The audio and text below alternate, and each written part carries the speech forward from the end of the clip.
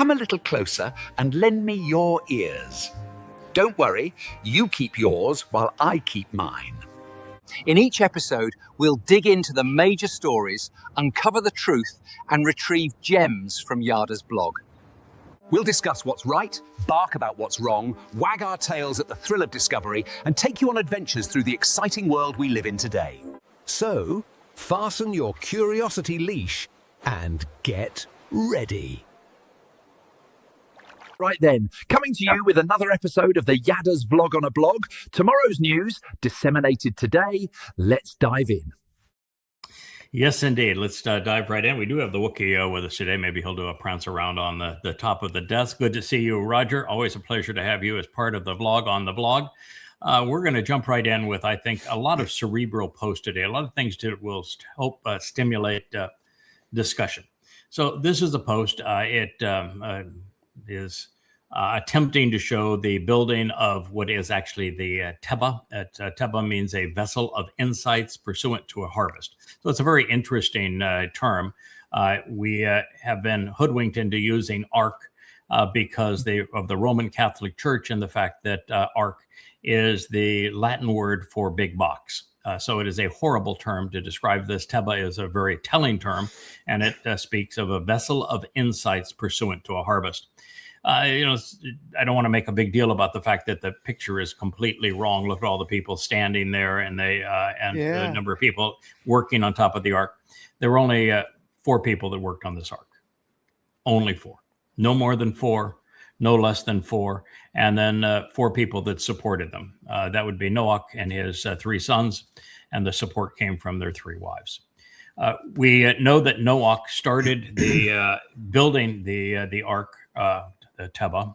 Some things are just hard to get out of your vocabulary, and Teba is going to be one of them. But he began this project of building the Teba, this vessel of insights for the harvest, no earlier than when he was 530, and no later than when he was 560. The flood commenced when he was 600. Therefore, this project took no less than 40 years, no more than 70 years. Personally, I prefer 40 years, making him 560 when he began. And the reason we know that it could have been really no earlier than 530, probably 560, is that when Yahweh told him to do this, he already had 3 sons, and all 3 sons were married. And the average period from birth of one of the patriarchs in that list that we are provided, and we're going to be reviewing now in the Luminary series, to the birth of the first son was over 100 years.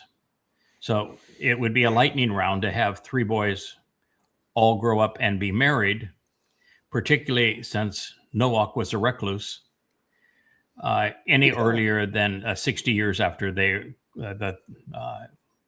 first of them was born. So it is probably a 40-year project. That is not the point I want to make. They're saying here that the thing that was remarkable is that he did so, not the position was odd. I mean, building the largest vessel in history by 1,000 times away from an ocean or even a large lake or sea, of course, was rather extraordinary. But he did so without a sign.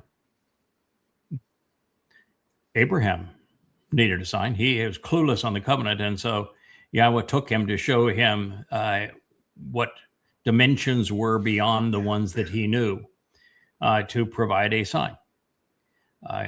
We know that Moshe required multiple signs, and still somehow that wasn't enough.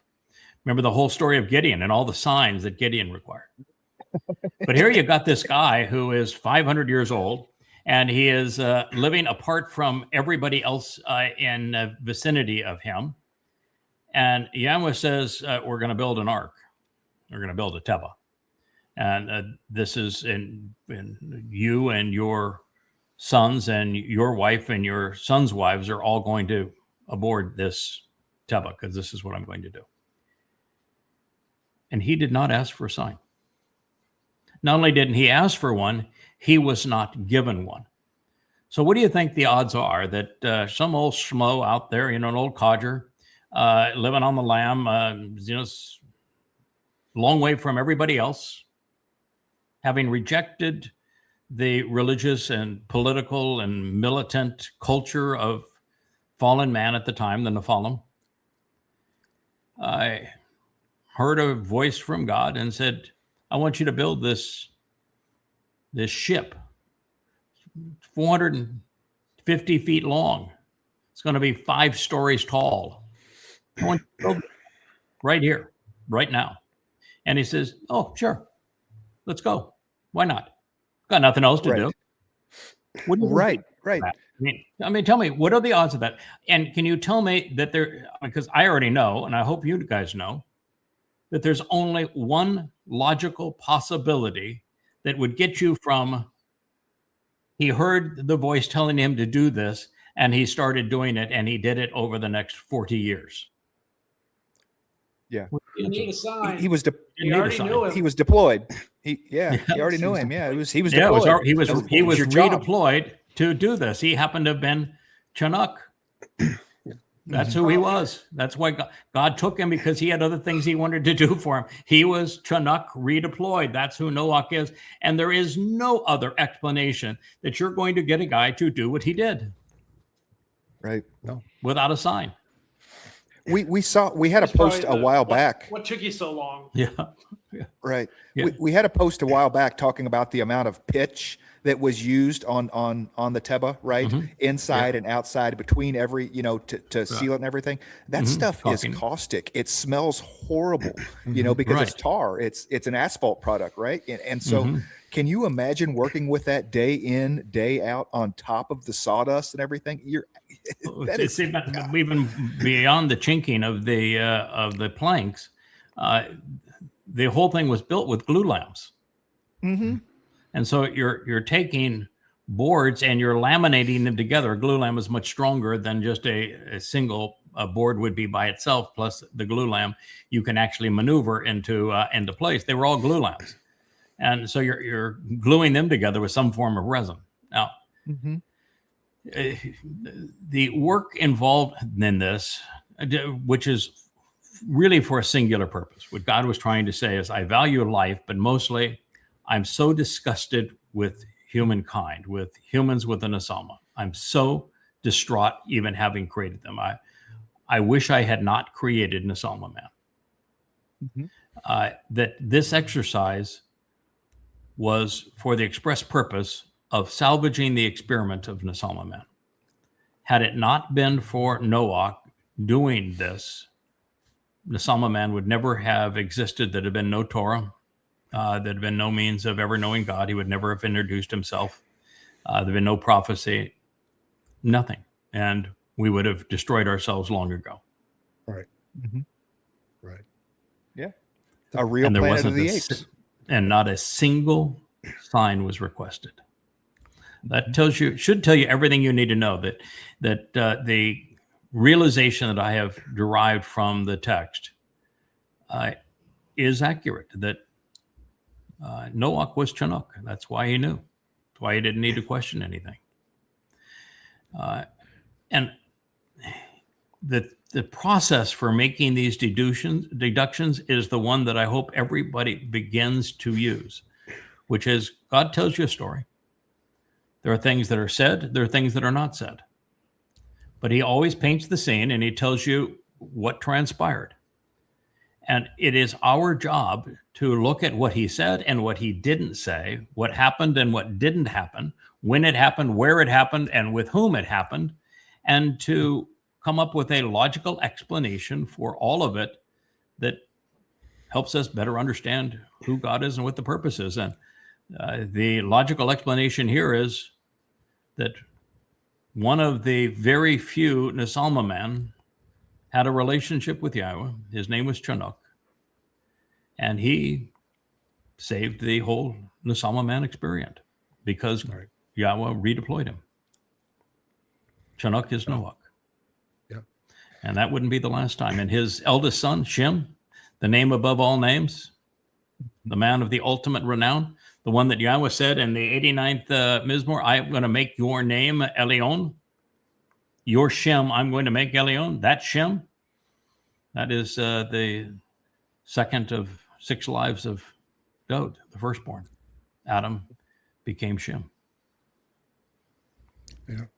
Profoundly important insights. But I just wanted to share that. I thought it was worth doing. And I don't think, Roger, you've been around the paddock a few times. Have you ever heard anybody ever speak of that realization that God redeploys certain souls? No, I never have. I never have. The first time when you said it, the Noah, the Teba, the boat, he shows up with it already in his head. He knows it. He feels it. He sees it. He sees the blueprints. Right. It was no hesitation. He just, let's go to work. He knew exactly what to do and how to do it. Yeah. Yeah. God instructed him, said, this is what we're going to do. And God laid out all the details. And all we hear from the summary of the events is, and Noach did as Yahweh instructed. That's it. We don't hear a word. It's really interesting. Every time with the characters that God deploys, there are speaking roles and there are non-speaking roles. Chanowk, for example, is a non-speaking role. Noach was a non-speaking role until 370 years before it was all over. At the end of it all, he planted a vineyard and said, okay, it's time to tie one on. I'm going to celebrate. And so he had a few glasses of wine. And it's what happened after that he actually has a brief speaking role. But prior to that, he says nothing. He does have another speaking role. You'll find it later when he is sent down to resolve the issue of Sodom and Lot. That's him again, and he speaks at that point. But and he accompanies Yahweh when they go visit Abraham and Sarah in the announcement that they're going to have a child. He doesn't speak, but because why would you want to speak? You're sitting there with Yahweh, and you're going to listen. But interesting, this story. Yeah. Amazing. Yeah, this one you need just to play for a moment. This is, I don't know that this plays. Is it? Oh, it doesn't play. No, Okay. No. Takes us to a different website. That what we have here is this woman. She was singing. That was all she was doing. She was part of a concert, and she sang without a hijab. Now, this is being reported by the New York Times, which I'm going to say is infinitely more credible than anybody that posts on social media. So the fact that it's a New York Times post, it's likely accurate. And that they're going to give her 74, the Iranian government's going to give her 74 lashings for singing in a concert without wearing a hijab. And so point I want to make is that while the Iranians have outclassed America by a wide margin, and outclassed even Israel by a wide margin in this war, and have garnered public sympathy around the world because they have outclassed and outshined, truthed Israel and America. There is sympathy for them, but let's never lose sight of the fact that this is an Islamic regime, and as an Islamic regime, their God is literally Satan. And I know more about the formation of Islam, the Quran, the Hadith, Allah, and Muhammad than anybody who has ever lived. Not just today, more than anybody that's ever lived. You want to challenge that statement? You go and read the 5 volumes of Goddamn Religion, and you come back to me, and you muster a challenge to that statement.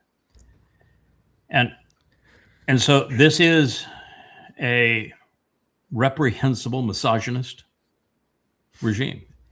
The fact of the matter is that in all of human history, Islam is the third most reprehensible dogma of mankind. Third most. The only ones that have been more injurious to humankind are Judaism and Christianity, and then Islam is followed by Marxism and conspiratorialism. But that's the group. And Islam sits in the third chair in Satan's cadre of really bad ideas. Well, 74 lashes of the death sentence. Yes. That's basically a death sentence. Yeah. Yeah, it is. Yeah, the pain would be excruciating. Yeah. The physical trauma would be life-altering and enduring, would never go away. And surviving it would be a miracle. And this is not a fragment of misinterpretation of a tyrannical regime in Iran. This is what the Quran says. Mm-hmm.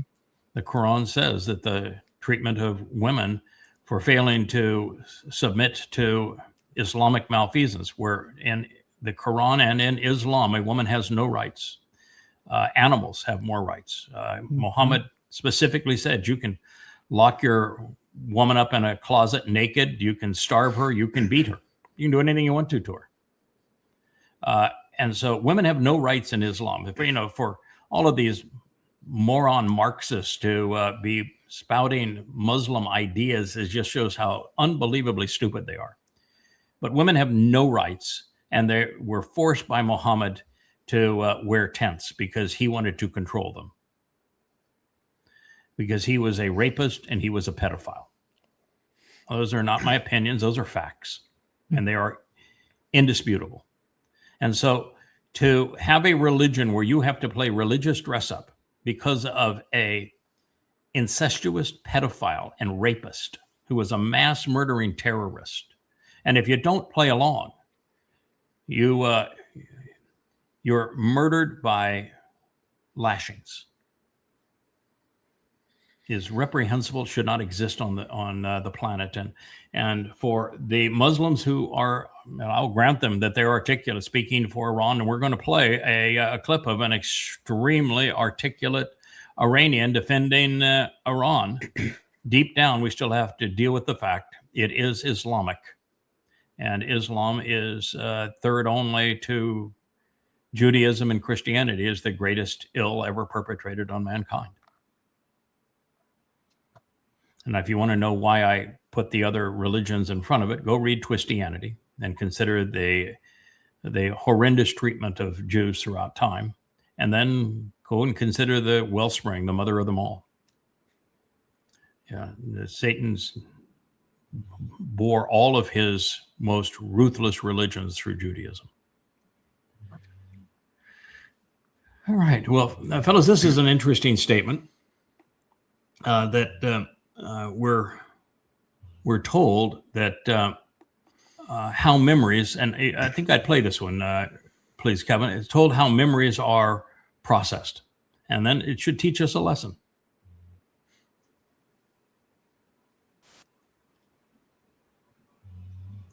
A slow start here. He's having a tough time getting it to play. But how does your brain keep memories? Your brain doesn't store memories like files. The hippocampus links neurons during an experience. Stronger emotion or repetition strengthens those links. Later, your brain doesn't replay it. It rebuilds it from those connections. How does your brain... Okay. It's partially true. The brain doesn't have files. What it does is it makes connections between things. As I've always said, that understanding is when you have knowledge and you make connections between knowledge. Your brain will store knowledge, and it will shift that knowledge from either long-term to short-term memory by only two ways. And one of those ways is the vividness of the experience. It doesn't have to be necessarily emotional. Emotion is possible, but just the vividness of that experience. If you see or experience something that is really stimulating to your mind, your heart, your soul, it has a much higher likelihood of being retained. And the second way is through repetition. You strengthen those connections between things, and it's the connections between them that enables you to retrieve them and to use them. So now that you know that is how the brain works in terms of being able to recall information, what do you think the most effective way to teach and learn might be, to go from knowing then to understanding? Well, repetition. Done in the most stimulating way possible. Yes. Which is why I've always encouraged people when they're reading my books to read them out loud. Mm-hmm. That's why the word kara doesn't just mean read, it means recite. That's why when God says you need to listen to him, and he has left a legacy of the written word, you listen to him by reciting, by reading out loud what he has said. And when you read it out loud, you are stimulating those connections because you're seeing the words with your eye, you're processing the sounds in your mind, you're converting that to sounds with your mouth, and you're hearing it in your ear. And all of that is a process that strengthens those connections. Now, also, if I write a book, it's one thing. If we then do what we're doing with luminaries and we share that book via a vlog series on luminaries, it is vastly more reinforcing because you have the visual of the person speaking, the tone of their voice, the inclinations, modulation, all those kinds of things help to strengthen those connections so that it is easier to make the connection and retain the information and then understand it. With the book on the screen, with the text on the screen. I mean, so they're visually reading it themselves. Yeah. Right. Mm-hmm. Yes. Speaking it, reading it out loud, hearing it, all of those things are exceptionally important when you're trying to retain information, know it, retain it, make the connections to understand it. Absolutely, yes. That's what I do.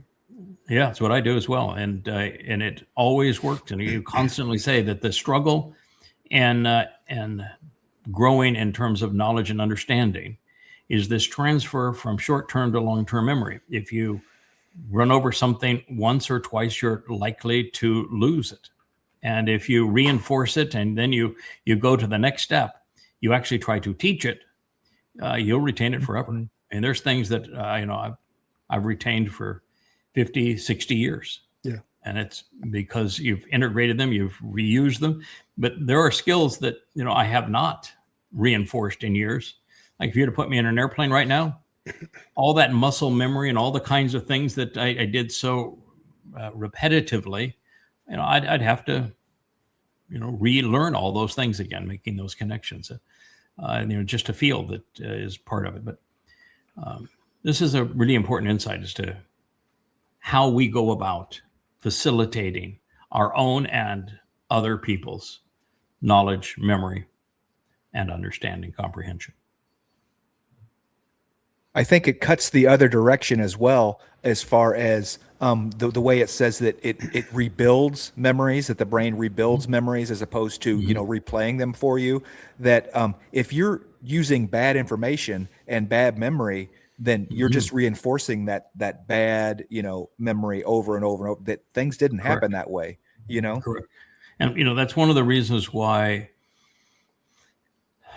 this whole computer age with social media and with things that are moving and the appeal of looking at a screen and video games and the like are so damaging because they're highly visual. They draw people in, they stimulate these neurons.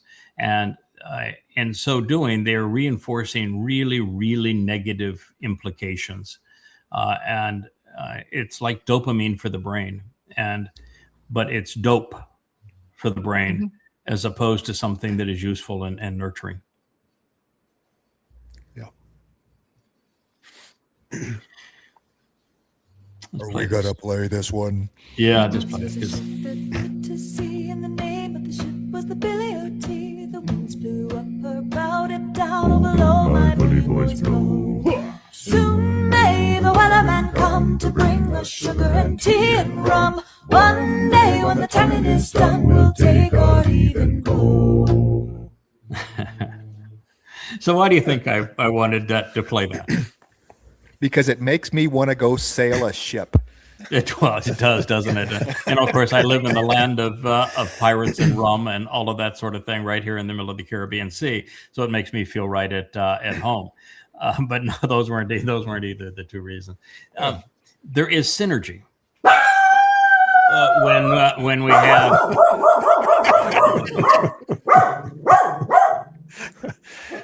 The keys on synergy. Speaking of synergy, that woke up the wiki. That is, we live in as I say, in the Caribbean, which means we have a exterminator that comes to our house that keeps the pesties at bay. Otherwise, you'd be overrun with them. And Wookiee says that is not a good guy. He snuck up on us, and I'm going to scare him away. That's who that was. That was our exterminator. Comes once a month and does that. No, the reason I wanted to play this is that the woman's voice, higher pitched, and the man's voice very low, resonate very differently. They affect us very differently. And what we find is that both have their power, both have their influence over us. But when they're together, there is synergy there. There is the lesson of the high and the low pitched voice, the feminine and the masculine. We are actually much more effective, and we resonate more broadly and more deeply when we sing together than when we sing alone. Cello and a fiddle. That's Cello and a fiddle. This, sir, is a really interesting bit. We won't play the whole bit here, but what Senator Rand Paul, who I think is both brilliant and a nincompoop. I think he can go back and forth between both of those with relative ease. But he is a physician. He's a libertarian. So there's aspects of him that I think are reasonably decent. He just goes off on tangents sometimes. He is now talking about what happened in China in 2019. And in 2019, there was a lab accident in the Hunan Virology Research Center, which was, by the way, funded in large part by the United States and run by the Chinese military. And they had brought in bats from, and he doesn't know this, but Leah did all of the research, and I published it because I thought it was important. They brought in bats that had Ebola, bats that had HIV, and bats that had SARS. And they cross-pollinated between those. That's not the technical term, but they put those bats together so that they infected one another, and they had a virus that had all three of those elements into it. That was the COVID-19 virus. But the thing that was most important about the COVID-19 virus is the triggering development, and that's what the United States paid for in that lab. And that's what all the research that was published in that lab was all about, is to take a animal virus and to render it so that it would be much more effective in the lungs of humans. And the triggering device was this ability for that virus to attach to the human lung. And that was the success, if you will, of this viral research, which made it extraordinarily dangerous. And there was a lab accident and the virus got out. And what he is reporting is not any of that.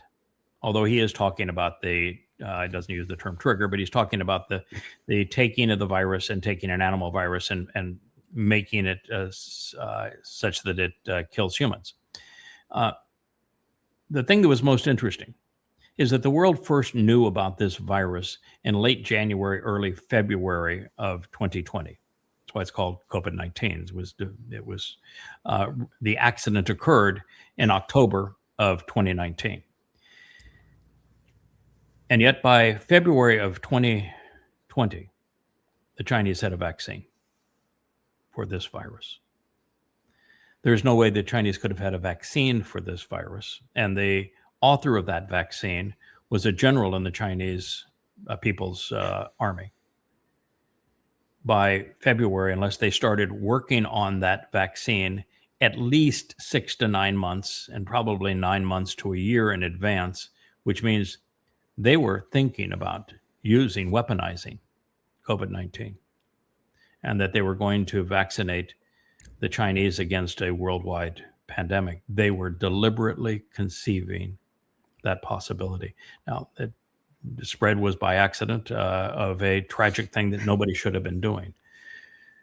But you need to know that's how evil the communist government was of China, and how evil Fauci and the Centers for Disease Control were in the United States, because he knowingly funded it. And the reason he funded it was that Obama shut down all research on virus experiments. So they could not be done in the United States. Fauci could have either been the lead or a ploy used by others, but the U.S. funded it. And it was conducted in China by the Chinese military, and they developed a vaccine long before the accident. Yeah. Wow. Pretty frightening, isn't it? Militaries have a history of trying to create chemicals and other things to use airborne agents against enemy forces. Never been on a global scale before, like global COVID was. More of a the first use of chemical warfare that I'm aware of, maybe earlier examples, but was when the colonists from Europe came with smallpox and other highly contagious, chickenpox, other highly contagious diseases. And they would take the blanket of a sick person, and they would deliberately deliver those blankets to the indigenous peoples, knowing that they would get sick and die. And when the first Spanish conquistadors and their priests came to the New World and marched across it, 95% of the indigenous population died within the first 100 years. 95% from disease. And when the conquistadors went to places like the Incas and the Mayas and the Aztecs, the same thing occurred. It was mass extinction of the population. But in the case of the American colonists, it was deliberate. They knew exactly what they were doing. They did it on purpose. And there were examples, too, with the conquistadors, where they knew what they were doing. They did it on purpose. That's the first example of chemical warfare. You know what the most glaring example is in modern times of chemical biological warfare? Not actually the chemical weapons in the trenches in World War I. It's what Woodrow Wilson did. Woodrow Wilson, I think it was in Kansas, was doing an experiment with a virus. It was called flu, that was exceedingly deadly, and that initially was passed on via horses. And he then conducted more overt experiments with that virus, and then he deliberately infected U.S. service personnel in a fort in Kansas, and then had them shipped into Spain, because Woodrow Wilson was part of that mindset of the world is overpopulated and we need to depopulate the world. And so I think it's around 100 million people. They brought them all through Kansas City's railroad station. Yeah. So anybody from Denver to Dallas, that was the central point of all the people that were brought in. Yeah, it was a troop marshaling area in Kansas. So I was right about that. And they brought them into Europe and via Spain, and they populated all through Europe. And over 100 million people died because of biological warfare that was perpetrated on purpose by a president of the United States, Woodrow Wilson. Yep. And they called it Spanish flu because all those guys got off the boat in Spain, and by the time they got there, they were all sick. Yep. Yeah, they called it the Spanish flu. It was no flu than the man on the moon. But that's the first experiment on it, and America is the perpetrator in the modern age. In fact, a dual time perpetrator in the modern age are colonialists and then Woodrow Wilson. Yeah, I think that siege engines have been tossing diseased bodies over city walls for a long, long time. So this idea, they didn't understand the biological component of it, but they absolutely understood that what sickness came from and that sort of thing. You're right. You're right. My whole thoughts on COVID-19, and these are just my thoughts, they don't express the opinions of anyone else, is that I think that COVID was a socialistic clear off the useless eaters ploy. The most affected population group of COVID-19, the most of the people that died were the boomer generation, the most of them, and they were an absolute drain on social welfare through healthcare and things like that. The older, sickest people died. I mean, not that it was intentional, but I'm saying that's what happened. It would happen, but it's sometimes there's no cause and consequence direct link. Sure. The actual death to COVID long term turned out to be no different than a bad flu year, as 1 in 1,000. But our mismanagement of it and the fact that we brought sick people into hospitals, and the fact that religious people, particularly the ultra-Orthodox Jewish community in New York, which was the worst of it. And then in other countries in Asia, it was fundamentalist Christian organizations, and that also through Europe. It was always the religious that were saying, oh, God will protect us, so we're not going to quarantine those who are sick. We're going to bring them in and mix with them. And that's what happened in New York with Jews. It's what happened in Christians in Asia and in Europe. And it's what happened in America with our medical facilities. Rather than quarantine and take a different virus and put the people into a quarantine a hospital, makeshift hospital that you build in, whether it's tents or whatever, and you go in with a bio gear. We brought them into the hospitals which is what Yahweh says. We brought them into the environments where people were sick and dying, and so. About 85 to 90% of those who died from COVID had one of 5 other comorbidities that would have killed them within the year anyway. So it did, it's like the regular flu. It takes the lives of the very young, the very old, and the very sick. And diabetes and blood issues, vascular issues, heart issues are the kinds of things that it preys on because those body systems are already weak. And so it did take a disproportionate toll on people with diabetes, people with lung disease, people with heart disease, vascular disease. And they did publish that it was 85% of the deaths that attributed to COVID were comorbidities, and there were up to 5 comorbidities on 85% of them. Wow. Yeah, it says, I think it's important to study things like this. First of all, to understand, which is why I posted this, that the communist government in China had no moral compunction, nor did the United States government, because it funded it, to create viruses that were specifically targeted to humans, and where the triggering mechanism was targeted. And they made, at the same time, a vaccine to protect those that they wanted to protect while killing everybody else. And that collectively governments become this evil, including the United States government, including the Chinese government. It's important for people to know that. It's also important for people to know that our government and the science of it turned out to be dead ass wrong. That the whole approach to COVID-19 was the opposite should have been done that was done. And that's why I reported back in February and March of 2020, I wrote chapters of books on what we were doing wrong on the treatment of COVID-19 and managing this through fear porn as opposed to isolating the virus and following Yahweh's advice, which is both masks and isolation. And then the other part of it is that I wanted to demonstrate that this normalcy syndrome that people have, what they cannot imagine now that we've gone into the time of trouble, particularly look at Israel. It was checkmates against Israel, and they can't process what that means. That people think that tomorrow's going to be like today. They are just incapable of processing the fact that it is not. The world is 7 years from its complete and utter demise, with exception of a minor remnant.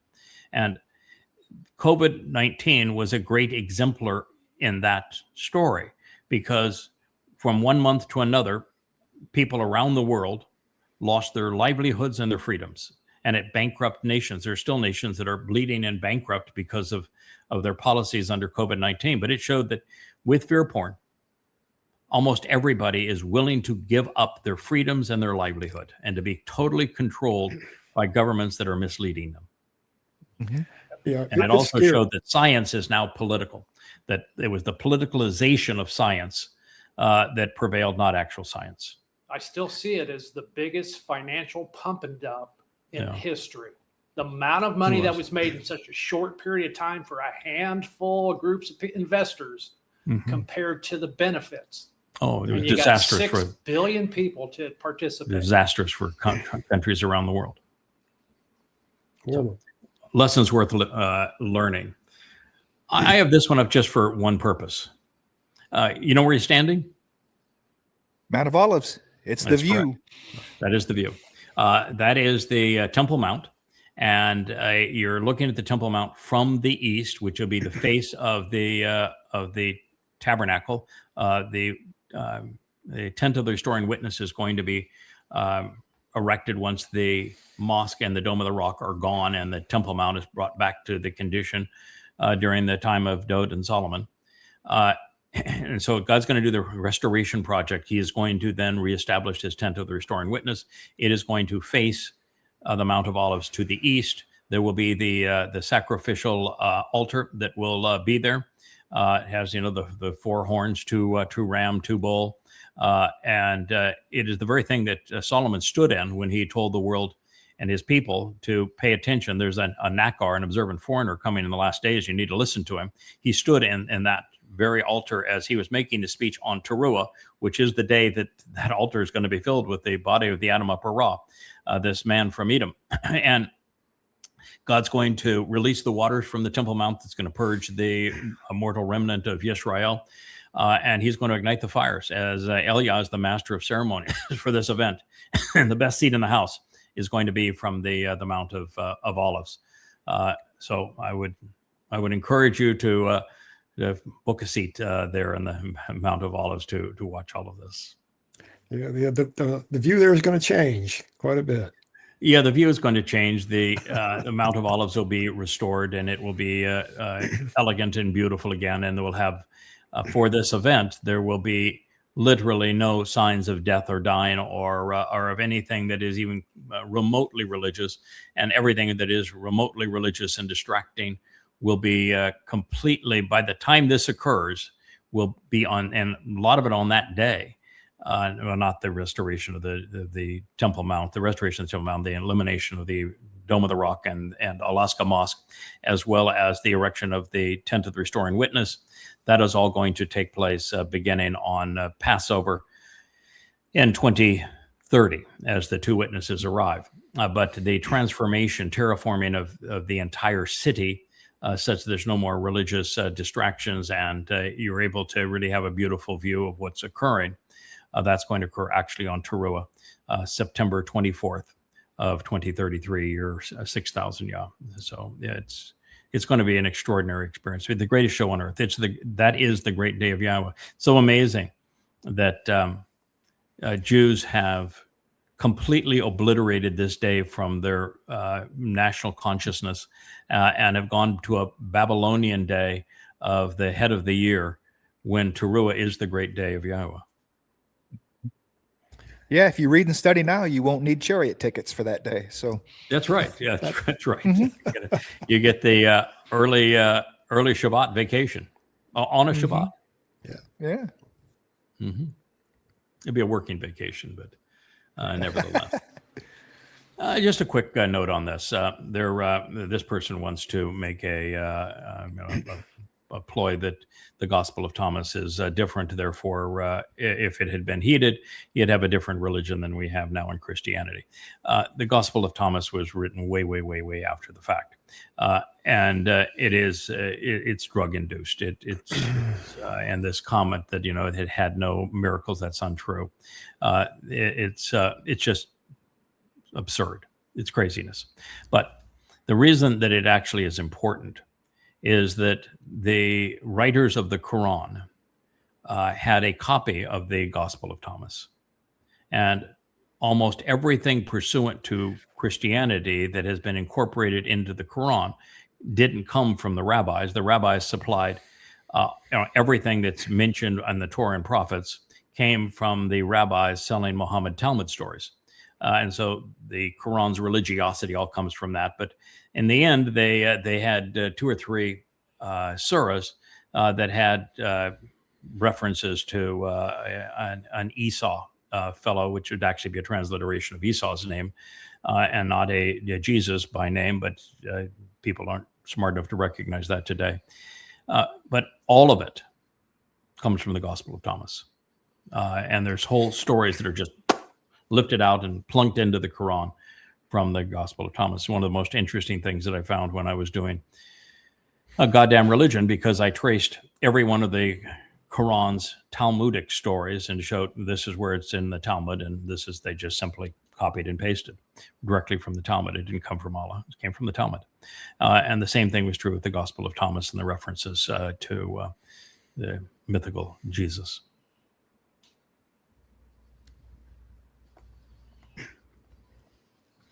You're not seeing what you think you're seeing. Yeah, I thought this was interesting because what it says is that we actually don't see color. We process color. And so the most interesting thing of color, of course, is the sign of the covenant, would be the rainbow. And what that means is that rather than seeing the rainbow, we have to perceive the sign of the covenant in our brains. And isn't that the way that we become part of the covenant?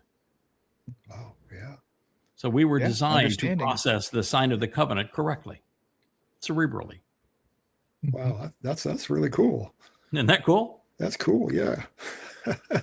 And it's different wavelengths, not as color. And we see it as it's different wavelengths of light, and then process it, because we don't know red is red unless someone has told us that red is red, and as a group we all agree that the sky is blue. Well, you know? the name of the color is irrelevant. That's what I think is so funny, that we say that we're in the Milky Way galaxy, or that our planet is named Earth, or our star is named the Sun, or that Mercury and Venus and Mars are all the names of the planet.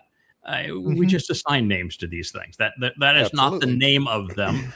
It's just like red is not something that is specific to that wavelength. It is a wavelength of visible light.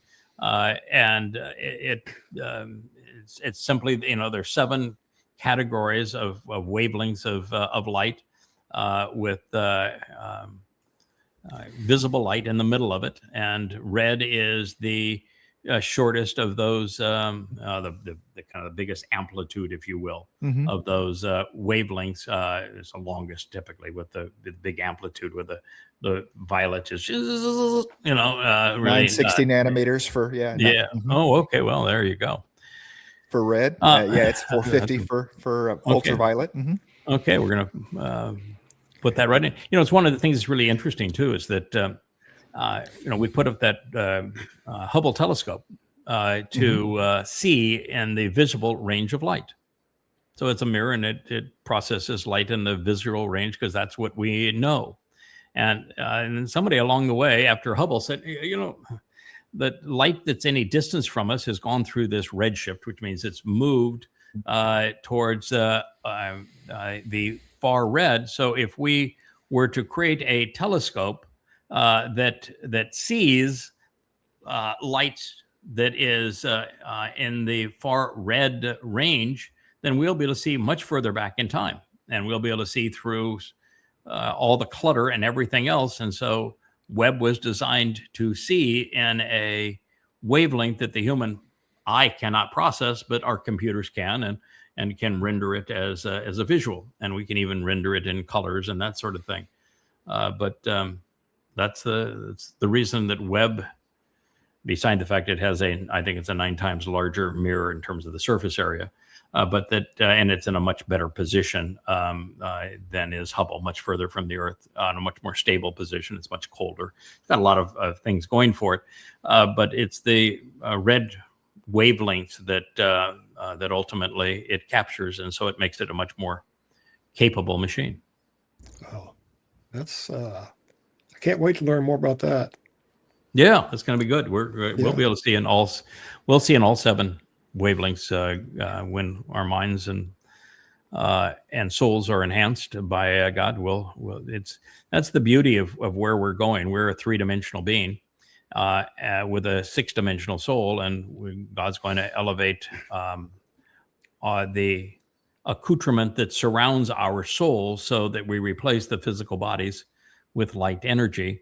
And as we move through dimensions, he has to infinitely increase our capacity to process information. Otherwise, it would be excruciatingly painful. We would be incapable of dealing with it. So seeing all 7 wavelengths, all categories of light, will be one of the many things we'll be able to do. We'll hear things we never thought before. We'll be able to interact in the land of quarks and leptons, and then all the way up into clusters of galaxies. It's cool. Interesting to me to wonder about how our 5 physical senses are going to correlate to that, because for instance, would infrared light waves have a different smell, or does gamma radiation have a taste?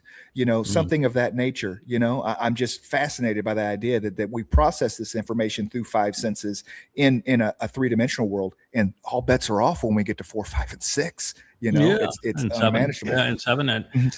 First, I think it's highly unlikely we'll be limited to 5 processors to observe information, taste, smell, sight, hearing, and touch.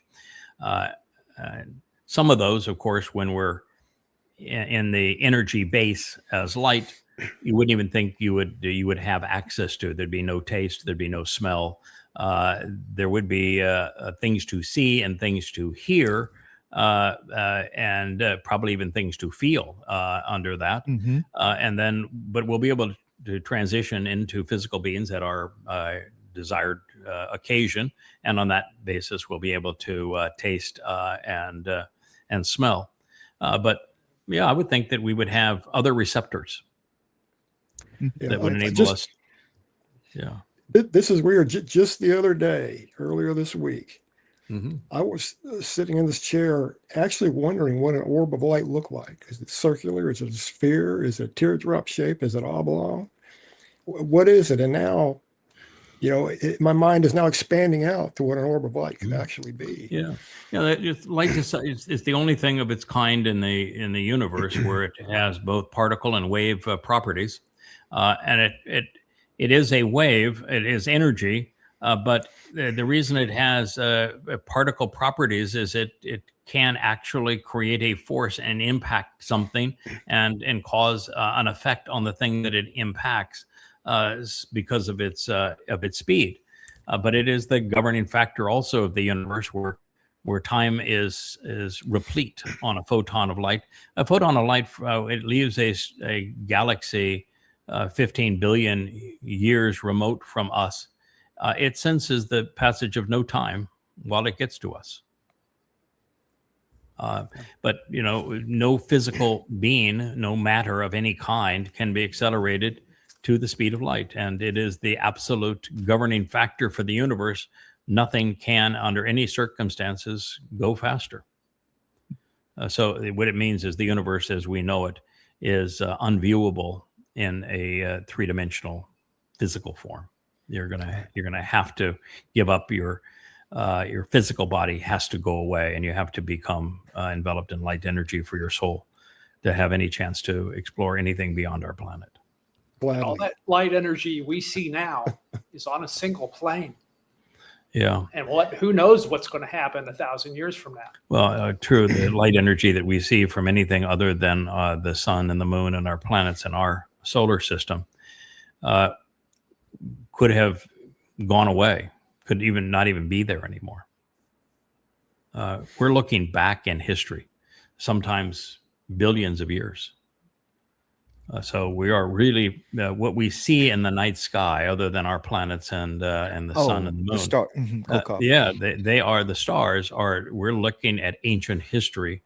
We're not looking at the way they are now. It's the time that it took the light to get here. Yeah. Even in our Milky Way galaxy, we're looking at ancient history. is it Betelgeuse or Methuselah? One of those two in Orion that is already gone. The one that's turning red, and they say it's going to be a great big light show and everything. It's already gone. We're seeing the light. Yeah, Betelgeuse. Betelgeuse. Yeah, it's in the belt of Orion. Mm-hmm. No, it isn't. It's the shoulder of Orion. It's the shoulder of Orion. The higher of the two shoulders of Orion, the furthest from the belt, is Betelgeuse, and the high likelihood is that it ceased to exist a very long time ago, and we will witness the explosion in the not too distant future. But yeah, so that's the whole nature of everything. Some of us will. Some of us will.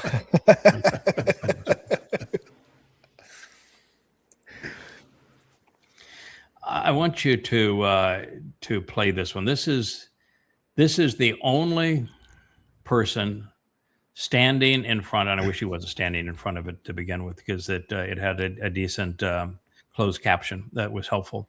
But it's the only video that I've seen a person standing in front that his conclusion comments were actually quite good. They weren't great, but they were pragmatic and good. This is one of the most powerful insights that scientifically and socially that you're likely to hear.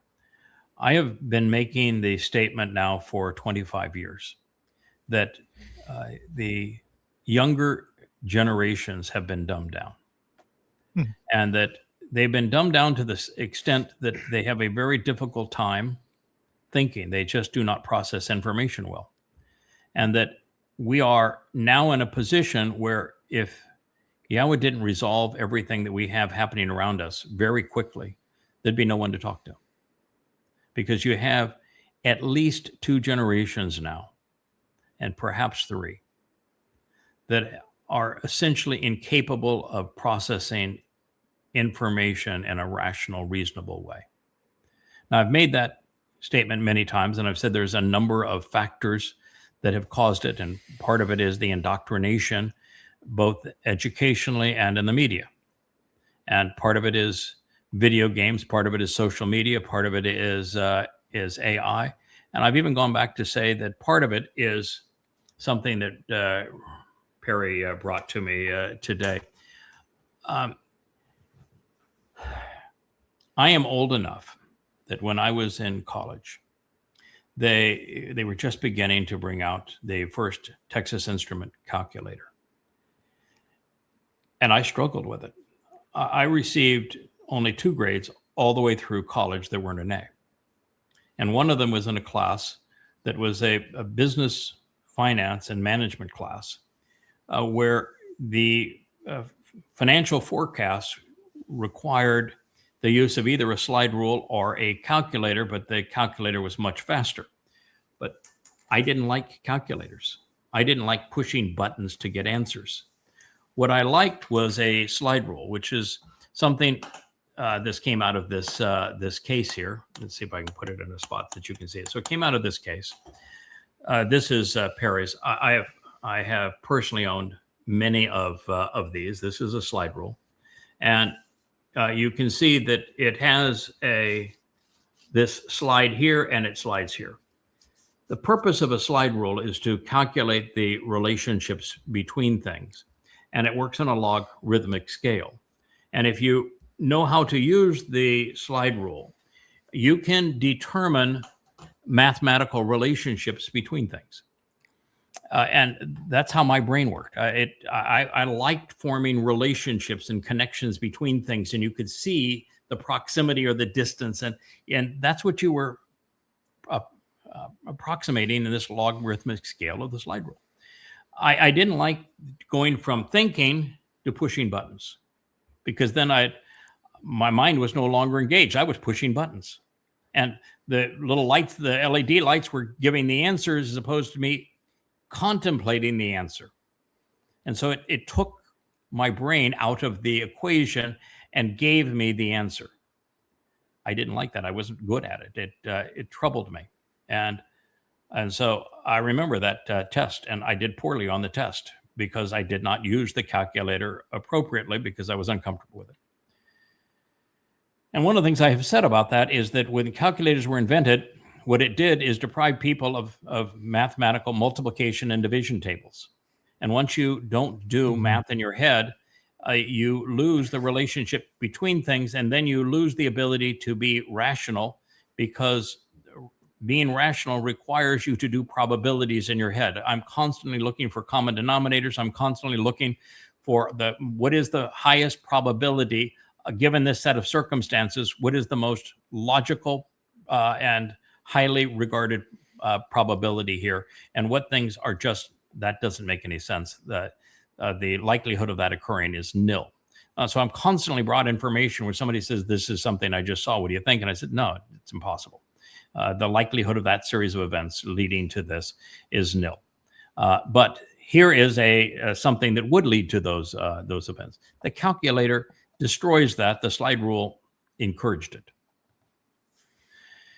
And doing math in your head, particularly geometry and algebra in your head, encouraged it, and the calculator discouraged it. And now everybody has a calculator in their phone. So I thought that was damaging to thinking. But today we've gone way beyond that. We've gone with, you don't do research, you ask an AI search engine, you Google it. And now you Google it on your phone. And nobody has to remember anything, because you've got your date book in your phone, and you've got your calculator in your phone, and you've got all your contact information in your phone, and you can look up any question in your phone. And so nobody remembers anything anymore. There's no reason to reinforce those connections in your brain. And now we have social media where you get completely lost in an artificial world that is completely detached from reality and is run by AI that is doing the thinking for everybody. It is a disastrous situation. So this is a presentation on how we got to this situation, and that I am indeed right, that the Generation Z is quantum leaps repressed in terms of cerebral acumen. They have lost the ability to think. It's why you have all of these Marxists that are winning like in New York and in Washington, D.C. and in California, is because the people who are voting have lost the capacity to think. Let's play it. And what are they going to do when the battery runs out? My name is Dr. Jared Cooney-Horvath. I'm a former teacher turned cognitive neuroscientist who focuses on human learning. And I do not receive funding, nor have I ever, from big tech. So a sad fact our generation has to face is this. Our kids are less cognitively capable than we were at their age. Since we've been standardizing and measuring cognitive development since the late 1800s, every generation has outperformed their parents. And that's exactly what we want. We want sharper kids. And the reason for this largely has been school. Each generation spends more time in school. We use school to develop our cognition. Congratulations, you see your correlation. Until Gen Z. Gen Z is the first generation in modern history to underperform us on basically every cognitive measure we have, from basic attention to memory to literacy to numeracy to executive functioning to even general IQ, even though they go to more school than we did. So why? What happened? What happened around 2010 that decoupled schooling from cognitive development? It can't be school. Schools basically look the same. It can't be biology. This hasn't had enough time to change. The answer appears to be the tools we are using within schools to drive that learning. Across 80 countries, as Gene was just saying, if you look at the data, once countries adopt digital technology widely in schools, performance goes down significantly, to the point where kids who use computers about 5 hours per day in school for learning purposes will score over 2/3 of a standard deviation less than kids who rarely or never touch tech at school. And that's across 80 countries. I want to stop this video right here because I think you know where he's going with this. If there is a correlation between screens being used as a learning tool at school and cognitive decline in our children, imagine what our screen time is doing to our kids at home. And I'm not saying this to shame any parent whatsoever, because I'm a parent of 4 boys, and my wife and I used to give out screen time like it was candy. We thought there was absolutely nothing wrong with it. But thank you, guys. Okay. My name is Dr. Jared Cooney-Horvath. Okay. He has made, again, this is the best ever stand before somebody, a follow-up speech, and still he bungled most of what was heard. And I'm vehemently against this kind of thing. I think is horrendous. But what he just said is that when computers are used to teach in schools, and they're significantly relied upon, that the result is in attention span, just paying attention, reading capability, reading comprehension, memory, cognizant development. That means exercising good judgment. That these things fall by 2/3 of a standard deviation. Standard deviation is a big gap. 2/3 of a standard deviation. Huge. Insurmountable problem. And what is the only reason I wanted to go to all of the point where you had a Mr. T-shirt chime in is it's not just in the school that this is occurring. And I even saw it with my kids, full generation and a half before what he's testing here. And they were the first generation where the video games and the appeal of the online world was flashing before them all the time. And unlike me, I wanted to go out and I wanted to date girls and play sports. They didn't. I wanted to go out and participate in debate contests and speech contests. They didn't. And what they wanted to do was what almost all boys want to do now. They wanted to play their video games. They were addictive. And it was hell just to get them to finish their homework, and then they'd go back to playing their video games. It had such a negative effect on both of them. And I watched it and I begged them, and it was essentially a losing proposition. The dopamine of the computer in those games won. It's why I said when you look at the Tyler Robinsons and his assassination of Charlie Kirk, it is what you're looking at here is a boy lost in the world of video games. He was an M-cell along with Nick Fuentes. The gropers were his thing. He identified with that mentality. And because you mentioned the video game that he has played and how addictive that game was. He moved in with other gamers. He lost touch with the real world. He had no morality.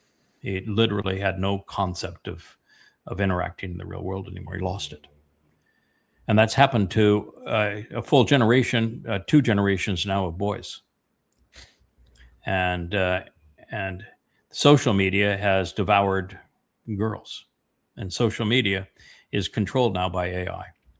And if you look now at the pace of AI, writing term papers, doing research, telling people how to text, how to have a date, how to make money, how to be an influencer, how to do everything, the reliance on AI and the participation in the swamp of social media, combined with carrying a computer in your hand with all the visual stimulus of the modern cell phone, and there's 8 billion of them now, there is no hope.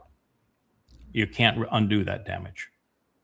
The only way to resolve the plight the world is in and return to Yahweh is we have to patiently, deliberately, thoughtfully read and consider what he has to say and process that information intellectually. And you've got 2 generations that are completely incapable of that. And of course, then you have all of the religious who are incapable of it, and all of the overtly political who are incapable of it, and the conspiratorial who are incapable of it. And so the job that we're doing right now could not be done. It's going to be almost impossible to get it done now. If you were to postpone this 5 years, no chance. Couldn't get it done. AI will be too pervasive. Yeah, we're definitely seeing the consequences of this spilling over into society in ways we never had before. I don't know if you've had seen anything on the so-called attempted terror attack on the UFC thing during Trump's birthday celebration, whatever. There were 13 people that the FBI rounded up in a conspiracy to attack this thing, and I mean, they used all of the jargon of video games, HVTs, using drones, I mean, running ops, this whole thing that they were trying to do, and they were practicing this, and they were speaking about it online in their video games and stuff. It was insane. I mean, these children, 19 to 30 years old, they had no idea that this video game stuff was not going to transfer into the real world.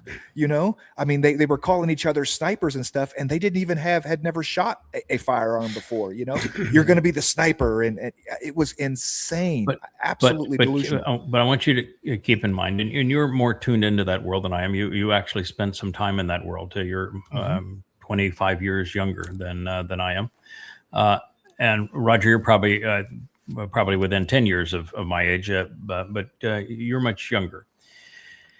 And so what I want you to keep in mind is that there is a very high unlikelihood that 99% of the kids, boys particularly, that are into those video games in the unreal world, particularly the dark web and social media, would actually carry out anything in the real world. They're just ill-equipped to do so. So their whole world is online, and I wouldn't trust anything that the FBI told me if they, if it all came with receipts. I just wouldn't.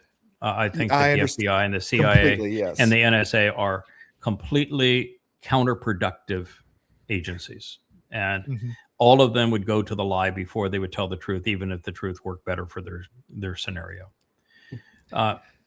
So I just don't go there anymore because there's no credibility in any of that.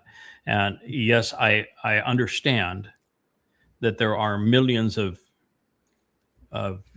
boys and men between 10 and 35 that are caught up in this, and they can't get out of it. And they live in an unreal world. They're incels, involuntary celibate, because they can't form relationships. They blame everybody for their miserable lives. They're unproductive. They're into all manner of conspiracy and games and the like. They've lost good judgment. They have reinforced their synapses with all manner of crap, and everything is misfiring. And that's the world we live in today. And that's the reason why you cannot relate to the overwhelming majority of people. That's why that in places like New York and Washington, D.C., young people are electing socialists. Clueless as to why the collectivization of economics will be devastating. They're just clueless. They have no concept of what has happened because they don't read, no understanding of history, no appreciation of economics. And this is the reason why democracy always fails. Always. And it will, and it is now. Well, a couple of points. It only takes a lot of time with a lot of agents, drugs, alcohol, whatever it is. It only takes the first exposure to hook you. It according to the psychologist I talked to, stimulates something in your brain, and it only takes one exposure to hook you. So the key to it is just to prevent it to start with. But you can't do it now. It used to be you could, or you could try, but now it's impossible. We cross. Yeah, I think it'd be if you were under 35, I think it would be almost impossible to live your life in the real world.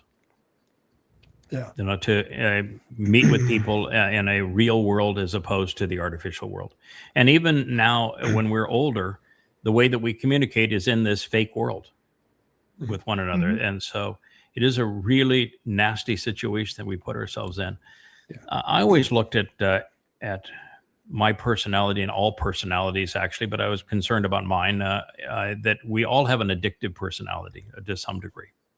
And that if I tried drugs and liked them, even cigarettes, for example, nicotine, and liked them, then I put myself in a situation where I'm going to have to expend tremendous resources and energy to overcome that addiction. And the addiction was going to be costly to me. And so what was to be gained other than fitting into a social group that I really didn't want to fit into anyway, to use the drugs? And so I opted out. I just chose, I'm not going to do this. And it was just an easier approach. I wish I could opt out of other things, but unfortunately we have to relate. We have to communicate. Well, I can relate. And just to correct you on one thing, I'll be 71 in August. Okay, so you and I are I've been there. about the same. Yeah, I'm 71 now, so you are. Congratulations. You know, when they say that when you consider the alternative, growing older is a pretty good thing. It's a. I'm enjoying considering the alternative. Yeah, with age, if you don't mind, it doesn't matter. I consider growing older a very positive thing, particularly if you're using your brain every day and exercising it. Then every day you're actually building on a reservoir of information and a foundation that just wouldn't have been possible when you were younger. So there are lots of advantages of growing older, particularly if you've managed to keep your wits about you. I still remember the days in the late 90s, early 2000s of Baby Genius, where they were basically a flashcard stimulating quick response to everything. And there's always a reward. And they were like, your child's going to become a genius if he follows this program. And then they found out that these kids had no patience. They couldn't think through anything. And the program kind of disappeared. But that same technique is all through social media now. Reward. Oh yeah, that's the whole thing about X. X is addictive because you have an instant response to everything you post and everything you like, and it's really, really addictive. And then you realize that the whole thing is being run. Your whole life is being managed by a robot, by AI.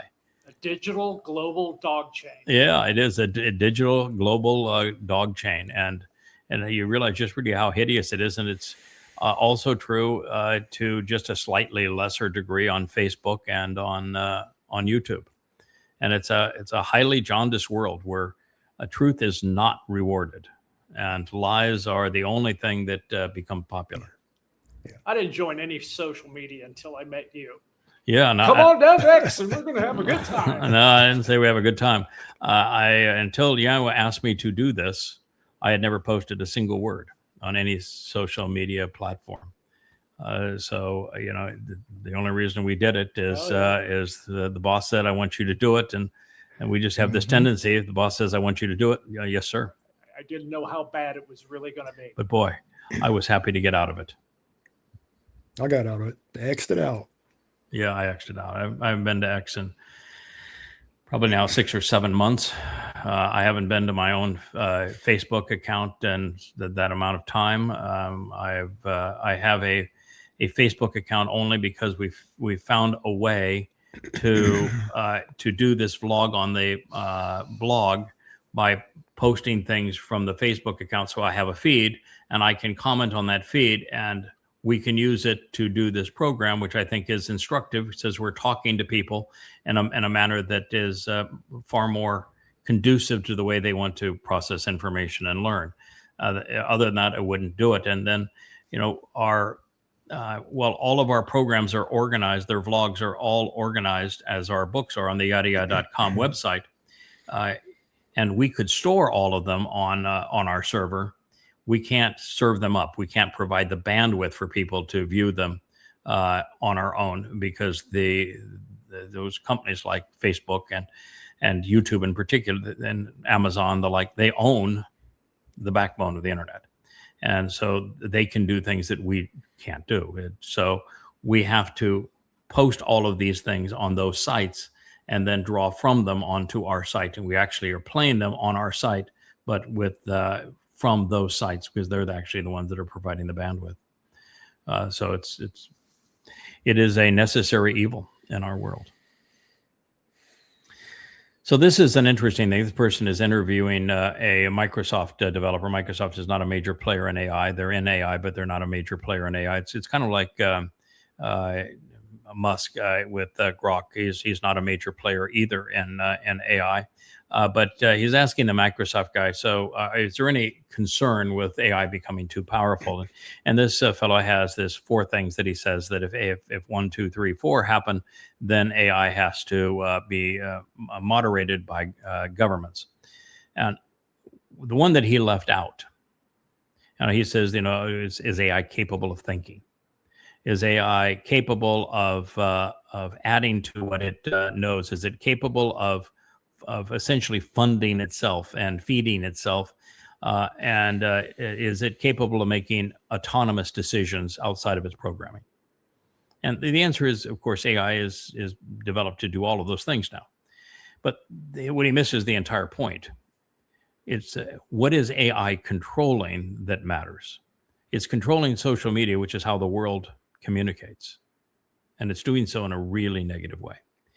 AI is being used to create the illusion of reality when that reality does not exist. The keyboard jihadi on AI are just disastrous, creating impressions of things that are not real. So you have to question reality. But that's not the biggest issue. The biggest issue is that AI is integrated into utilities, into banks, and into war departments. And so the AI is one day going to be capable of saying, "Why you're counterproductive to us. I'm going to take all of your money. I'm going to make your credit cards no longer functional. I'm going to disable your car so it won't drive anywhere, so you can't go anywhere. I am going to send a drone, since they're all run by AI, to take you out. I'm going to target and choose the next war." So AI being integrated into utility grids, social media, computer operating systems, tracking you, controlling you, banks, your automobiles.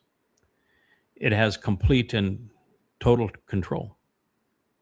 It dishes up what you can see and what you can't see, who you can communicate to or who you can't communicate to. And so it is a completely controlling mechanism in its present state. So then I would like to pose a question for you. Since there is a 0% possibility that with the cost of developing these data centers and AI, with the cost of the chips and the energy they consume and the processors and the cooling mechanisms and all the like, since there is a 0% possibility that these $100 billion investments can ever make money, why are they doing it? Control. Well, control. It's always been about control. It's control. That's it. Yep. And guess who's going to be the victim of that control? People. Mm-hmm. They only want to try to control those that are trying to make a difference. It's a big club. If you're part of the zombies and just going along, you're promoting your political candidate because you've been brainwashed, then they don't need to control you. You're already controlled. If you're overtly religious, they don't need to control you either. You're already dumbed down to the point where you're just a functioning zombie. They don't need to control you either. It's the people that stand up apart from those things that they need to control. And they will. I think that's why Yahweh said that he wanted his people to listen to the voice that comes out of the sky as we enter the end times. But finally, God just takes it all into his own hands. He puts us on the Temple Mount, and he has his own version of social media, Yah-Media, that runs above our heads. Talking to people, visually showing them what needs to be shown. Doesn't need internet. Doesn't need a power grid. Isn't governed by an AI. Doesn't have algorithms we have to worry about. We could care less about popularity. But God's going to take it into his own hands. That's why we're going there. That's why we're no longer going to be broadcasting as we're doing now. 3 years from now, it's going to be radically different. Almost 4 years from now, but yeah, radically different. We're going to be on the Yah's platform, literally on Yah's platform. And he's providing a jumbotron. It's going to be awesome.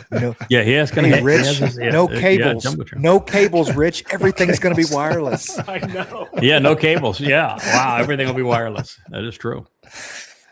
Wow. Can't wait. So this is a guy goes through SpaceX. He says, SpaceX is comprised of three things. This IPO that just took place is three things. One is the rocket ship business, and the rocket ship business has a 90% share of launching satellites. It's all government contracts. 100% of it's government contracts, and there's this hype of going to the moon and to Mars. Neither one which are going to happen. So it's strictly a government-controlled business. That 100% of the business is from governments. SpaceX has a 90% market share and loses money. The second aspect of it is the Starlink business, which now has 10 million subscribers worldwide and actually makes money. That is actually a very sound business model to some extent. The problem of this is it's only making money because you're amortizing the satellites over a prolonged period of time, because that's what the government and for a public company makes you do. You have to amortize your assets over 20 years. And these satellites have the shelf life of about 4 years. And so it's creating the artificial impression of making money. But it's if you actually expensed those satellites, which is really the proper way to go about it, and you applied all proper costs to those satellites, then SpaceX or Starlink would be losing money. And there's no way to turn that around because of the obsolescence. These low orbiting satellites, that they just burn up in the atmosphere after about 3 or 4 years. The next is the AI business that they took out of X and brought Grok and XAI into it. And he's a minor player in AI.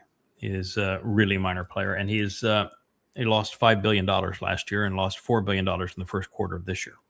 With AI, He just open sourced it. He threw it out through the public, and now it's open source AI. Mm-hmm. And that just happened this week. Yeah, you can't make money that way. It's impossible to get a return. So why are you doing it? Control. Why do you have the satellite business for Starlink? Control. It's all control. So it's a very frightening world that we're going into, as to how few people have control and how deranged those people are, and how involved they are with the government cabal. So this is our future, and what you realize with SpaceX, that IPO was nothing but a bubble. It's hype and mirrors. There's nothing else to it. And one of the things I want to talk just briefly about too. I don't think I have a slide for this one, but. Tesla. Tesla has dropped its two flagship vehicles. They're not making them anymore.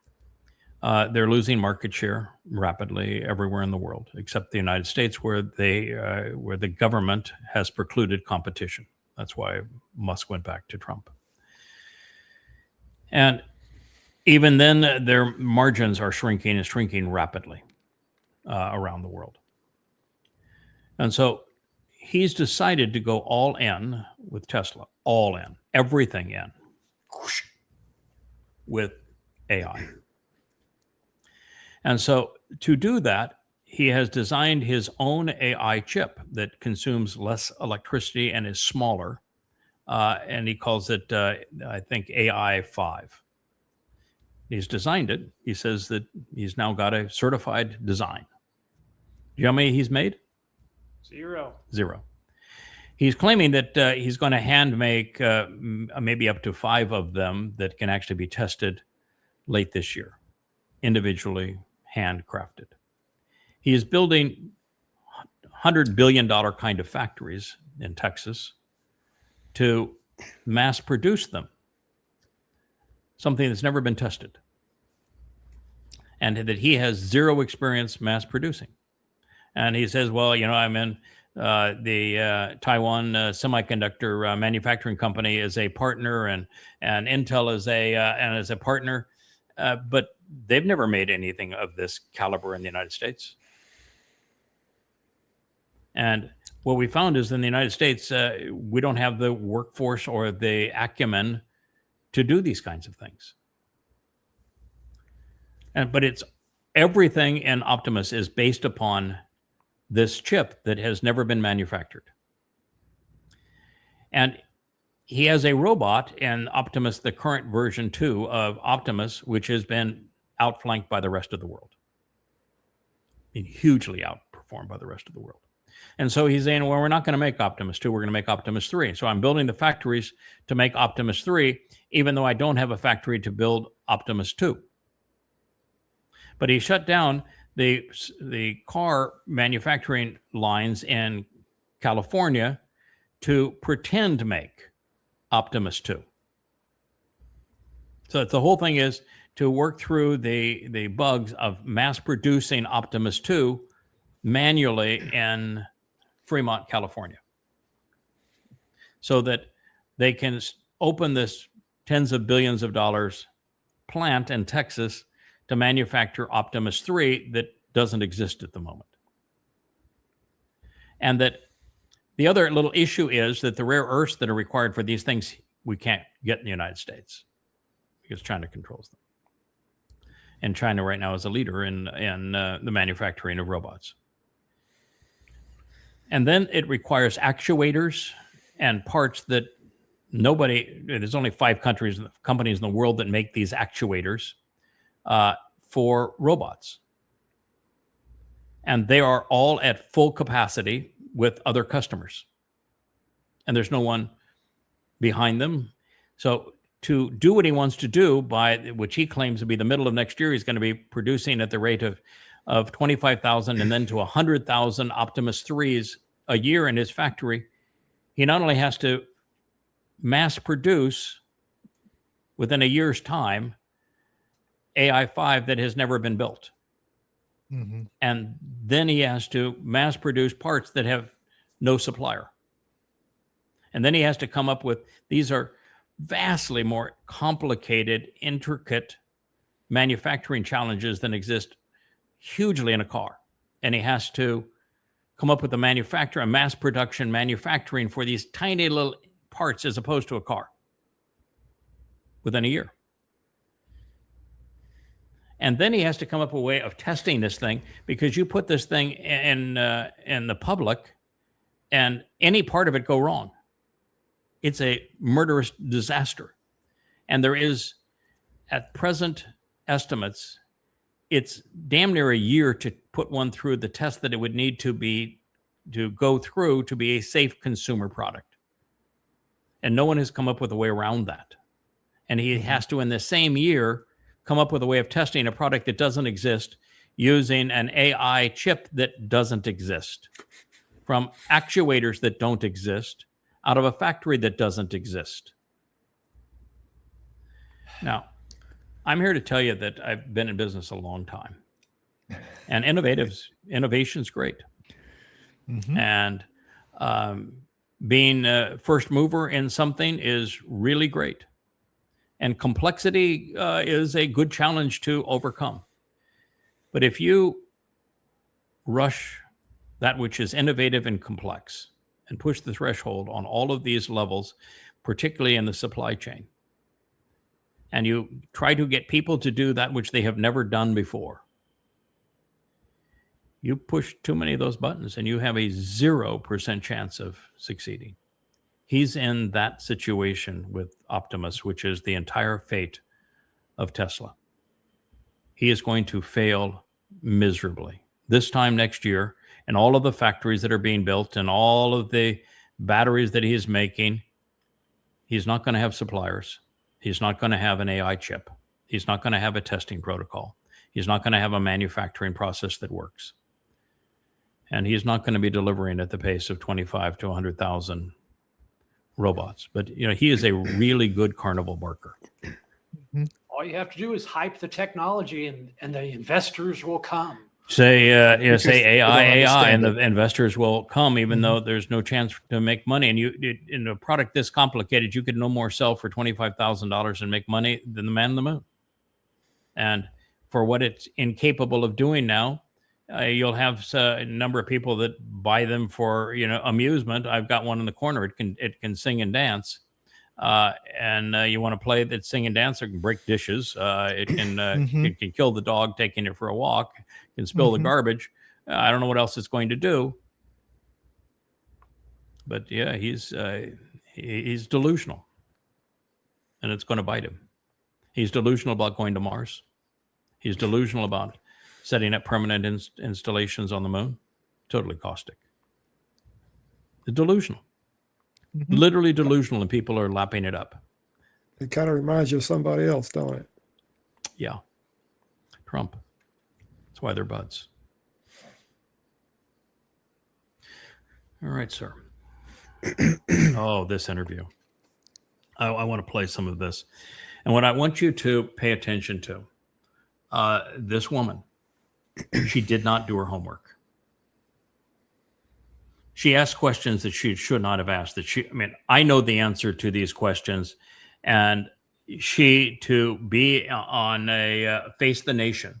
This is a CBS produced program.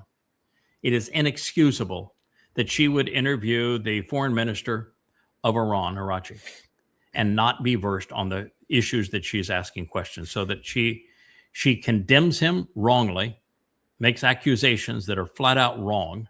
Like, this is an existential fight for your survival. No, it's not. You have to come to the negotiating table. You've got no other choice. You can't you're bombing your neighbors, and you'll never be able to have a relationship with them. What's wrong with you? Why would you do that kind of thing? You have admitted that you have X amount of uranium-235. No. The IAEA is the one who came up with that. And every claim that she makes is wrong. He corrects her, and she's incapable of saying, "Thank you, sir, for the correction. I stand corrected." Can't say it. She just goes to the next issue, which is argumentum by distraction.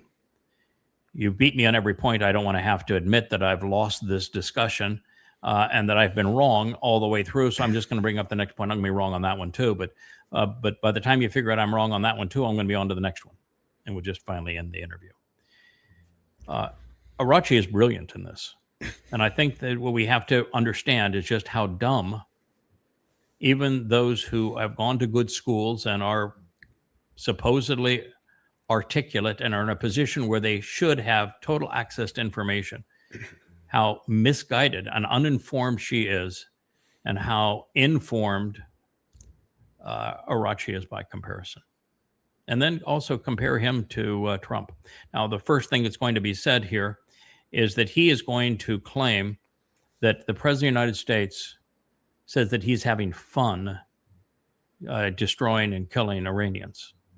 And she can't even process that he said that. But yet I knew he said it. And after hearing him, I paused it and I Googled it and said, where did I see or hear Trump said that I'm just going to bomb them for fun? It came right up.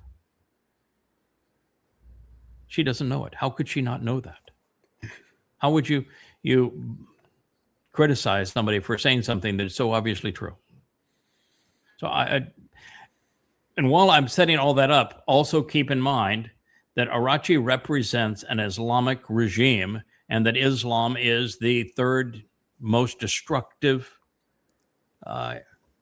dogma that humans have ever conceived. In their first 100 years, they killed 200 million people, enslaved and plundered 200 million more. If it hadn't finally been stopped in its invasion of Europe, they would have controlled the world.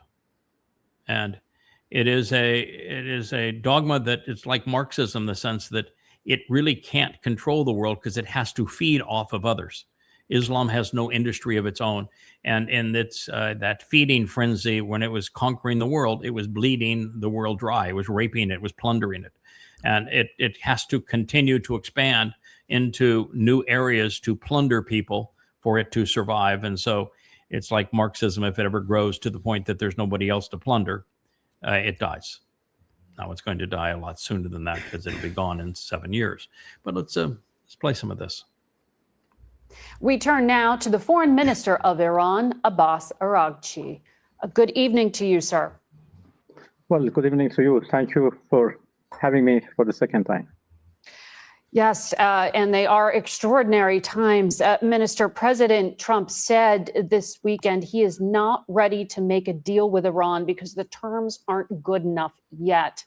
His administration is saying this war could last another 3.5 weeks or so. Has Iran asked for a ceasefire? No, we never asked for a ceasefire, and we have never asked even for negotiation. We are ready to defend ourselves as long as it takes, and this is what we have done so far, and we continue to do that until President Trump comes to the point that this is an illegal war with no victory, and there are people being killed only because President Trump wants to have fun. This is what he has said. Have fun? We are not. Yes, this is what he said, that they are sinking, ships and targeting different places because it is fun. And the Secretary of War has said that there is no mercy. Mm-hmm. And this is actually a war crime. Even saying that is a war crime. So this is a war. This is a war of choice by President Trump and the United States, and we are going to continue our self-defense. Well, that may be your position, but sir, this is a war of survival for your government. Minister, don't you have to negotiate and reach out either directly or through a third party? No, it's not a war of survival. We are stable and strong enough. We are only defending our people from this act of aggression, and we don't see any reason why we should talk with Americans, because we were talking with them when they decided to attack us, and that was for the second time. There is no good experience talking with Americans. We were talking, so why they decided to attack us? So what is good if we go back to talk once again? Well, I want to come back to that in just a moment. You're referring to the diplomacy with President Trump's son-in-law, Jared Kushner, and his envoys. She's been wrong with everything she said. Just to continue on this, Iran is sending its drones and its missiles into your neighboring countries, American allies throughout the Gulf. Before the war, your government traded with them, you had relations with them. If your government survives this conflict, how do you go back to doing business with countries you're sending drones into and hitting civilian targets? She asked that with a straight face. Have even they sold to American forces to attack us. So what can we do? We just sit and watch that American forces are attacking us from their soil, and but your drones are going into civilian areas and hitting plants and hotels and civilians. No, this is not the fact.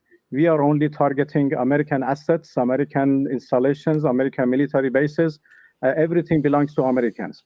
And this is a fact that they are using their soil. There are many examples. Just yesterday, they, attacked our islands using HIMARS artillery rockets, which are low-range, rockets. Mm-hmm. And they used the territory of UAE to attack us. A week ago, 3 F-15 jet fighters were shot down, apparently by a friendly fire in Kuwait, but nobody asked what they were doing in Kuwait. They were using Kuwait and airspace of a neighborly, a friendly country to attack us. So it is obvious we cannot just, remain, right. Well, so many of these countries are part of CENTCOM, but this is the point, is that it's going to hurt your country in the long term. But when we talk about the Strait of Hormuz, which is such an important transit point for global trade. So wrong. You have said it is closed to Israel and it's closed to the United States. The Financial Times is reporting that European diplomats from France and Italy are talking to your government about trying to get safe passage for their ships. Are you open to restarting oil and gas vessels going through there? So ignorant. We are open to countries who want to talk to us about the safe passage of their vessels. You are negotiating with France and Italy? Well, I cannot mention any country in particular, but we have been approached by a number of countries who wants to have a safe passage for their vessels, and this is up to our military to decide. And they have already decided to let a group of vessels belongs to different countries to pass in a safe and secure. So we provide them security to pass because we have not closed this strait. They are not coming themselves because of the insecurity which is there because of the aggression by the U.S. I want to ask you again about the negotiations. Iran has declared it has 440 kilos or so of nuclear material. Where is that material now? Who has custody of it? No. Well, we have not declared. This is verified and declared by the agency. That's this right. is not a secret. This is not a secret, The agency have said in his many reports the exact amount of our enriched, nuclear material. Yes. So where is it now? Who has custody of it? They are under the rubbles. I'm going to tell you. Yeah, right. Facilities were attacked, and everything is under the rubble. I lost them in a boating accident. Of course. Yeah, under the rubble. There is the possibility lost in a boating accident. But under the supervision of the agency. If one day we come to the conclusion to do that, it would be under the supervision of the agency. But for the time being, we have no program, we have no plan to recover them from under the rubbles. Am I understanding you here? Because I know that you said 48 hours before the U.S. strikes happened, you had personally offered to President Trump's negotiators to take that 440 kilo amount of 60% enriched material and to dilute it. You said Iran was ready to give that material away. This was in the deal that was also presented to Vice President Vance by Oman. Today, is Iran still willing to let go of that enriched uranium? Oh, come on. How could you ask that question? That was one of the elements of a deal that we were negotiating with our, American interlocutors. For other concessions. That element dealt with the question of Iran's 60% enriched material. And I offered actually that we are ready to dilute those enriched material or down blend them, as they say, into lower percentage. So that was a big offer, a big concession, in order to prove that Iran has never wanted nuclear weapons and would never want them. Are you willing to give that up now? Hell no. There is nothing on the table right now. Everything depends on the future. If any time in the future we decide to enter into negotiation with the U.S. or other interlocutors, we may decide what to put on the table. For the time being, nothing is on the table. There are at least 4 Americans being held at Evin prison that we know of, including a journalist, Reza Balizadeh, and Cameron Hekmati, a 61-year-old man. What is the status of those Americans? Are they safe? What an attitude. Well, if the U.S. and Israel do not attack our prisons, I guess they are safe. Foreign Minister, we are running out of time, and I can see the internet is going in and out here. I just do want to point out, you're speaking to us via Zoom. Disgusting. The Iranian people don't have open internet access, but you do. Why? Well, because I'm the voice of Iranians, and I have to defend their right. So this is why I have access to internet to just have our voice being heard by the international community. But internet is closed because of the security reasons, because we are under attack, we are under aggression, and we have to do everything to protect our people. In any country, there are urgent measures taken for the sake of war. Minister, I'm glad the uplink worked to talk to you right now. We thank you for your time this morning. Wow.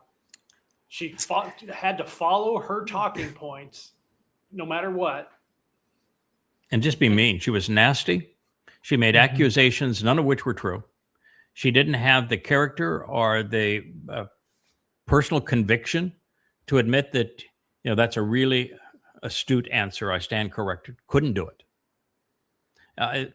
It's one of the problems, by the way, of, I'm sorry to say this, but of liberal women. They are unwilling to back down when they're wrong.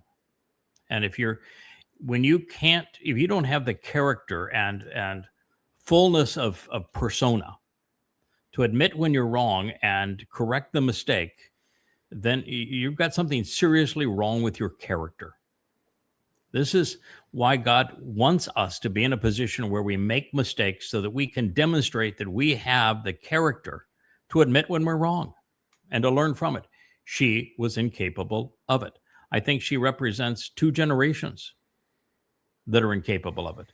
And I think that, unfortunately, among women, it's a much worse problem than it is among men, with the exception of the boys that spend all day playing their video games. These are very serious flaws in her thinking, her personality, of her ability to reason, of the responsibility to do your homework before you talk to someone, of common courtesies.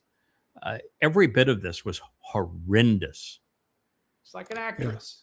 Yeah. She had her script in her mind, and that was all she was going to do.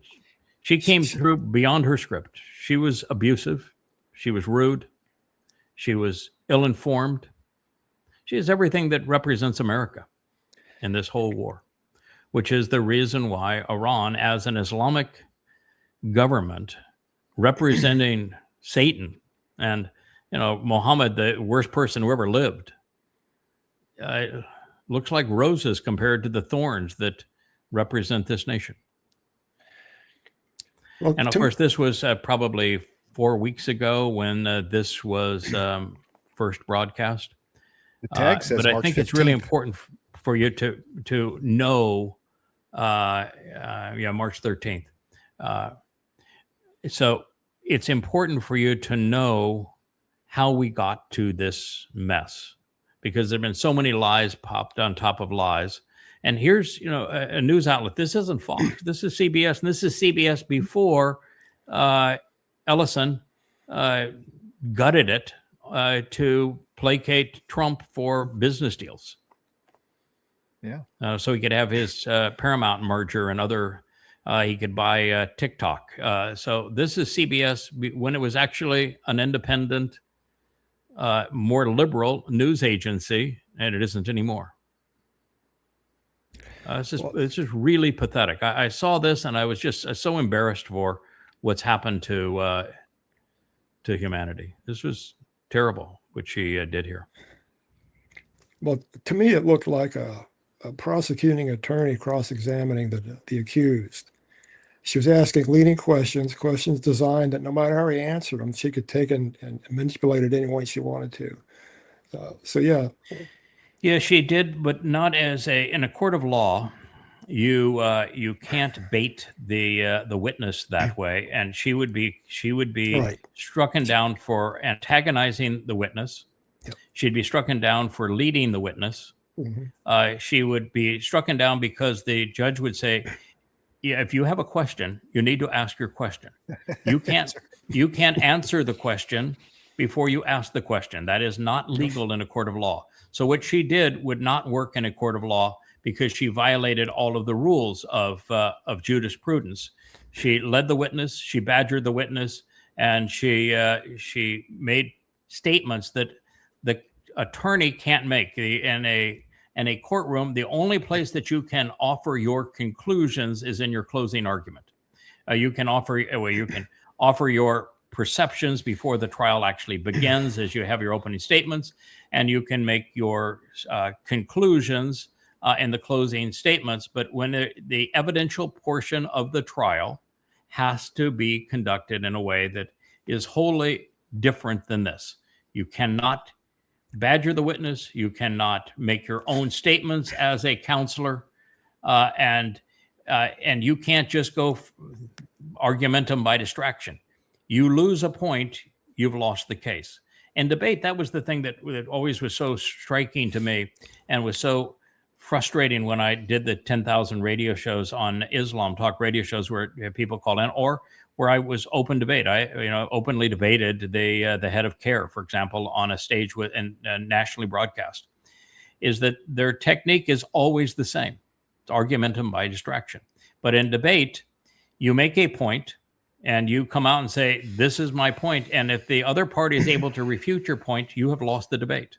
You have to be very careful of the points that you raise, because in an actual debate, when the other party refutes your point, you've lost the debate. And if you try to go on to the next point, no, the debate's over, you've lost. But that is something we are incapable of processing because they don't teach rhetoric in school. And I don't think there's been any child educated in the last 2 generations on the concept of rhetoric, logic, the rules of reason, rational fallacies, or on debate. We're the last generation to benefit from any of that, and she obviously failed miserably. Now, he happens to be a very well-educated man. Now, English is not his primary language, and I think that was somewhat difficult. She's talking to him. It's the middle of the night. And she is badgering him, which makes it difficult on top of that. But yet he was very measured. You didn't see him lose his cool at all. And having a picture of the black ribbon on the Ayatollah's picture, saying, "You murdered the leader of my country," a nice touch.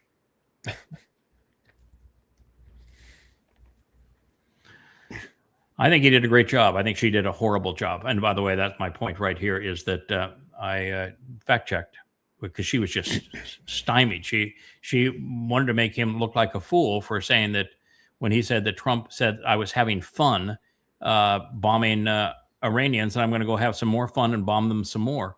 That's exactly what he said. He was quoting him correctly. She should have known that.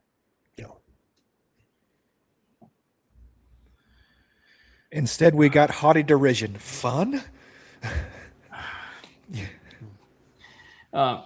This guy reads the opening line of the Declaration of Independence, which is really a well-crafted line. I think Thomas Jefferson was a very eloquent writer, very thoughtful individual. I've always wondered if he were not distracted by politics. He hated religion, but he was fascinated by politics. But if he were given access, because he was a voracious reader, a really good thinker, sound thinker, if he was given access to yada yada, that his intellect tells me that he would have been a Covenant. He's so reasonable. And he hated Paul. I mean, he knew that Paul was a complete fraud. Mm-hmm. And I thought that was so bold for his time. He was opposed to standing armies and central banks. He, in favor of education, he founded the University of Virginia. Yeah, I just wonder. He's one of the most fascinating characters to me in history of people who, aren't part of the Covenant story. That's not Tom, by the way. It's a guy that's reading the Declaration of Independence. News out of Israel is another terrorist attack and deaths in Israel. You know how many Islamic terrorist attacks there have been in the past 25 years? Was it something like 45,000? Almost 50,000. Yeah, and that was of the data as of 2 years ago. Mm-hmm. It's over 50,000 Islamic terrorist attacks. And yet the world can't make the connection between Islam and terror. Mm-hmm. And God Saad, who is a professor, very popular professor, writes books, makes a lot of money on the internet as an influencer. He actually had a bit, and I hope we have that. We find it and we can play it, where this might be hit. Yeah, this might be it here, where his premise is he doesn't provide any of the evidence, unfortunately, to prove his point. But I've got 4,200 200 pages of it in Goddamn Religion, free at yada.com. But he says, of these 40 some odd thousand Islamic terrorist attacks since 9/11, 25 years ago, they confess to the crime. They tell you exactly why they're doing it. And he says, it's in the Islamic holy books is the justification for it. And yet we come with every possible excuse against it. I thought this was really bold of him and articulate of him. I don't think he knows 1/100th of 1% what I do about Islam, having written Goddamn Religion. But nevertheless, his logic is correct here. We can go ahead and play this. So there have been 47,000 plus terror attacks committed by Islamic terrorists since 9/11 alone in nearly 70 countries. The terrorists who've committed the 47,000 terror attacks tell you exactly why they've committed it. And they justify it via their canonical material in their holy books. Yes? Quran and Hadith. But Westerners are much more suicidally empathetic. And therefore, they come up with alternate explanations because you don't want to marginalize the noble religion of perpetual peace. And so here are some of them. I won't go through all of them. These are not satirical. I can give you the link to every single one of them. Many of them were espoused by professors. So it turns out that if you look at the fourth one, if you don't have enough adequate exposure to art, that could radicalize you. Who amongst us who didn't see enough Modigliani, Chagall, and Picasso didn't end up joining ISIS to throw gays off the buildings in Raqqa, Syria? It's a direct correlation between not enough Chagall and Picasso and becoming a terror attack. These are professors who propose this, right? Aren't professors supposed to be the purveyors and defenders of truth? Here's another one. I'll just mention one. This is from your favorite science guy, Bill Nye, who explained to us that the Bataclan attack in Paris, where they scream Allahu Akbar as they mow down everybody, was very conceivably due to solar panels and climate change. And then he offers a causal explanation for that. Well, when you are that removed from reality, when you are so suicidally empathetic, then you shouldn't be surprised to see what is happening in Canada. It's sometimes difficult to face reality, but if you don't face it, it's not going to go away. If the physician tells you you have stage 4 pancreatic cancer, you could pretend that cancer doesn't exist. It's still going to exist and it's still going to kill you. So wake up. So, yep, that's a beauty right there. If only he knew what I knew about Islam, what he's just saying is the superficial, that of those 47,000 attacks, and that was as of 2 years ago, since 9/11, it's been over 50,000 now. Of those 50,000 attacks of Islamic terrorists, they all confess to the crime, as they did on 10/7. They scream Allahu Akbar. There's only one Allah, and he is the God of the Quran and Islam.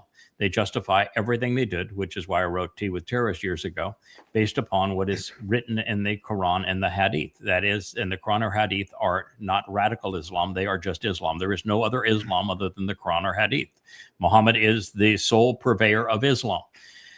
And Allah is the sole God, and they are chronicled in the Quran and Hadith, and killing everybody is what it orders Muslims to do. And Allah is a terrorist. He is a psychopath, as is Muhammad.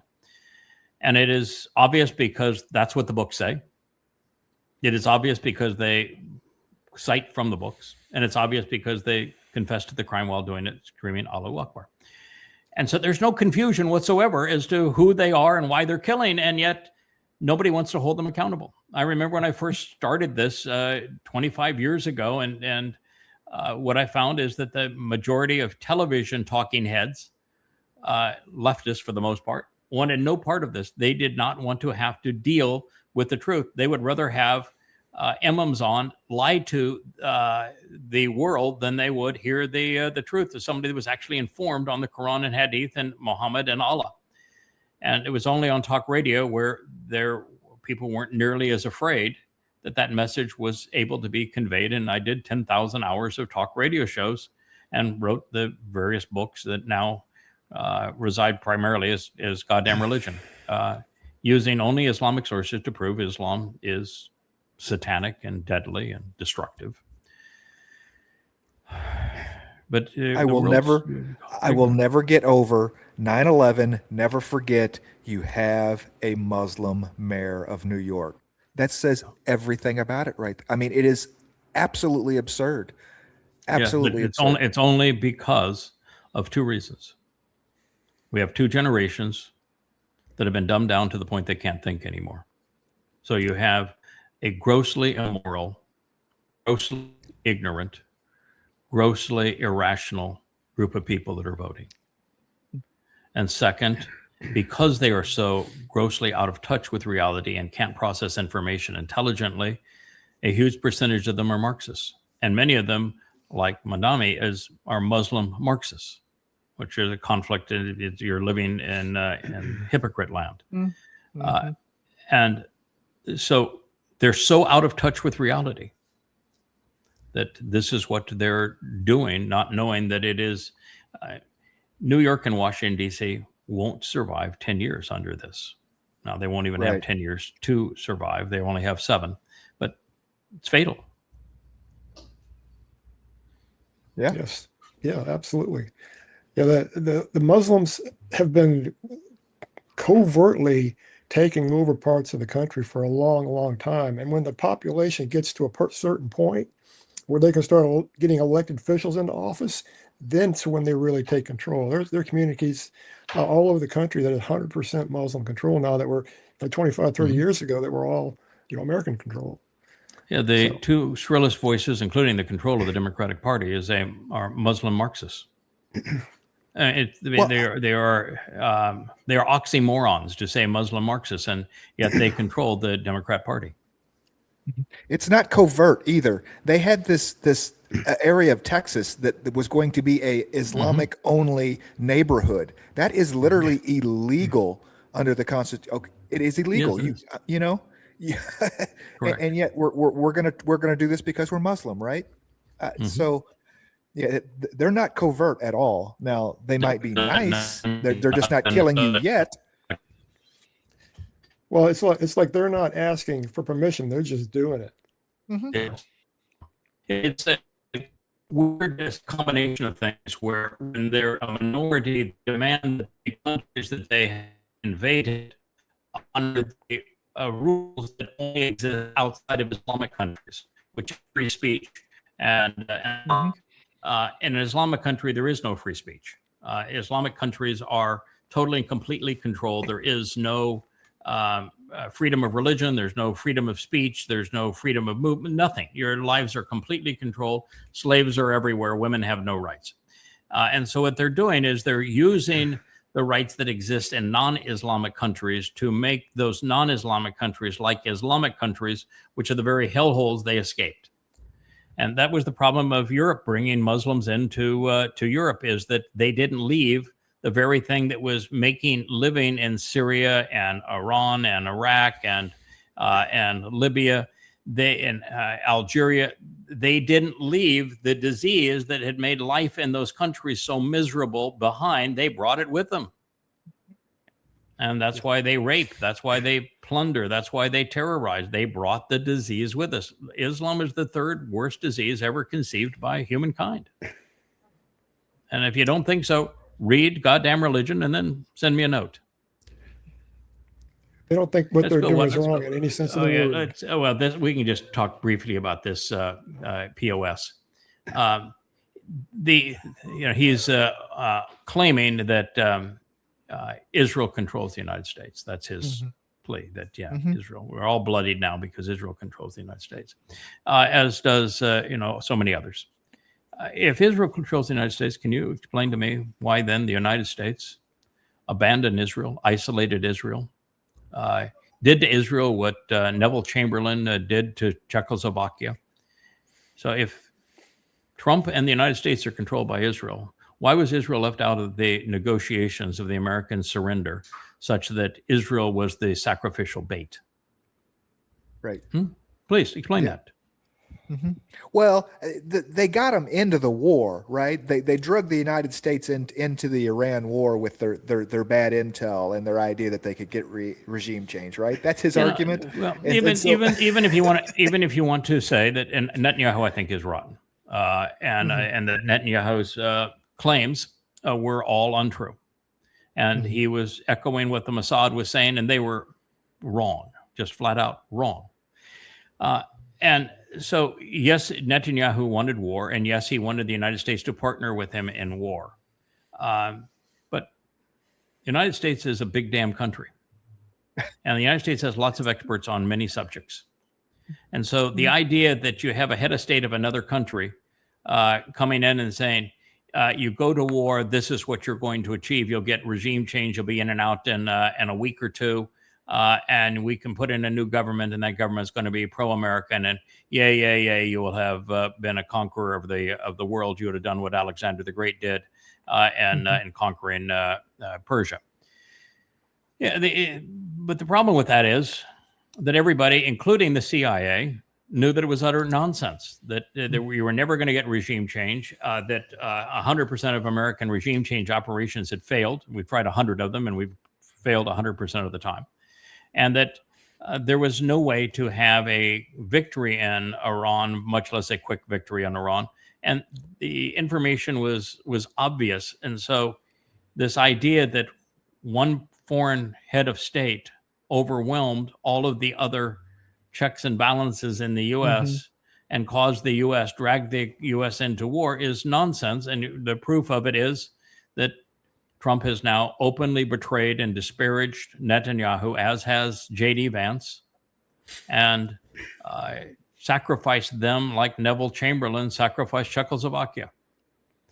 And this guy goes on to counteract his own argument by saying this world leader, right, that no one likes Bibi Netanyahu. Nobody trusts Bibi Netanyahu. No one likes Bibi Netanyahu. So how in the world did this Bibi Netanyahu talk the United States into anything?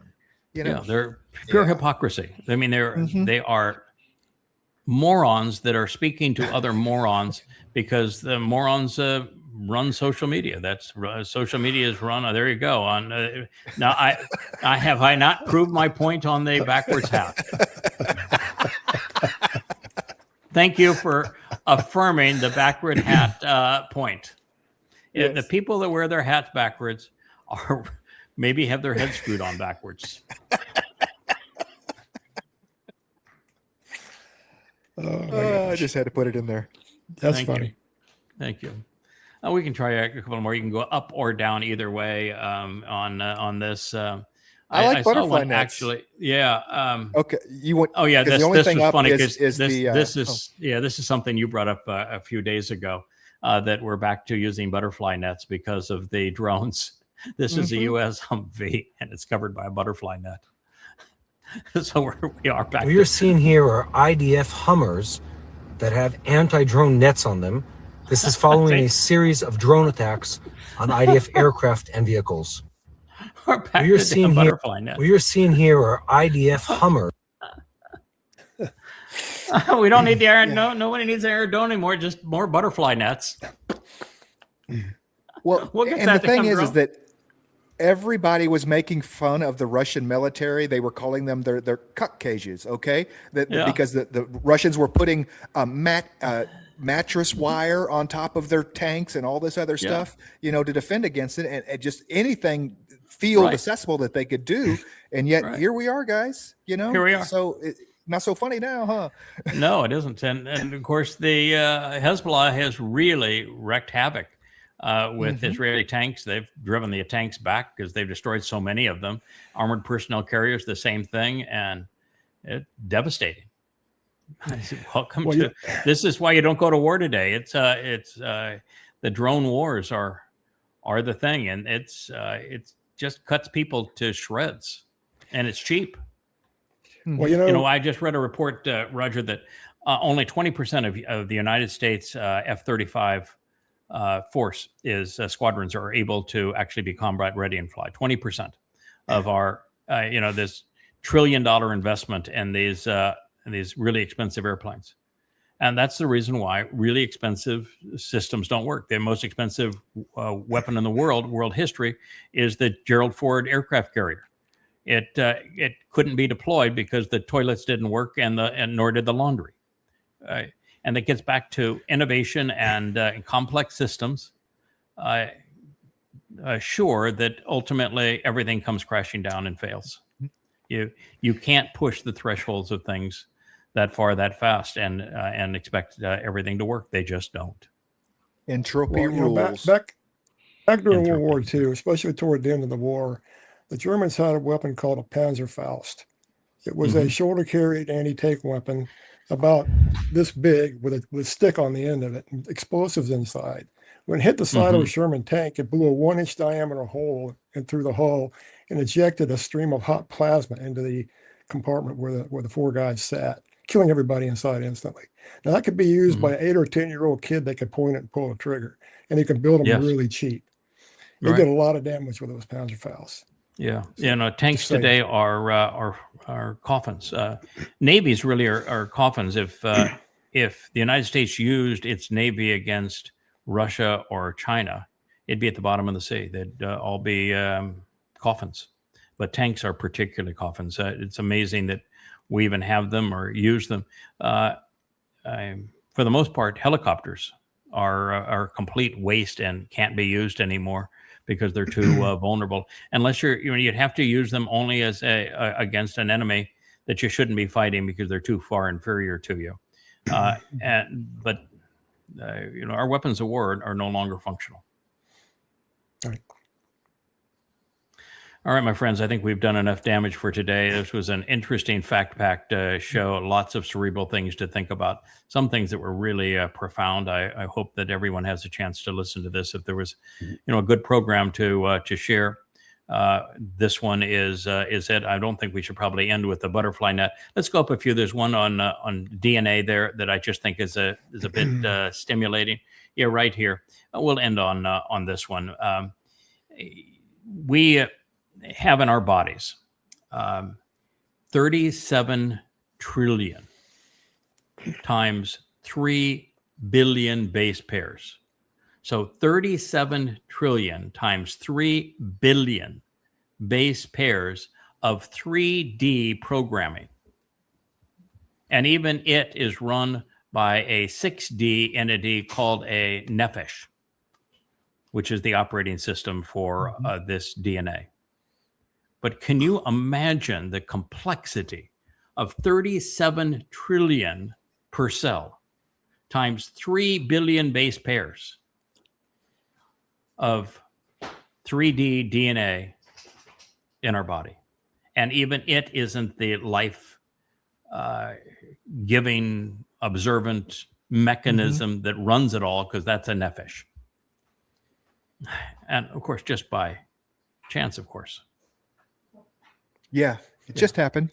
Stuff happens. Yeah, stuff happens. I'm sure it's just by and every time it folds and unfolds, something great comes out of it at the end, right? 3D programming language doesn't have a designer. Didn't have anybody that wrote the program. And have 37 trillion times 3 billion base pairs in a body.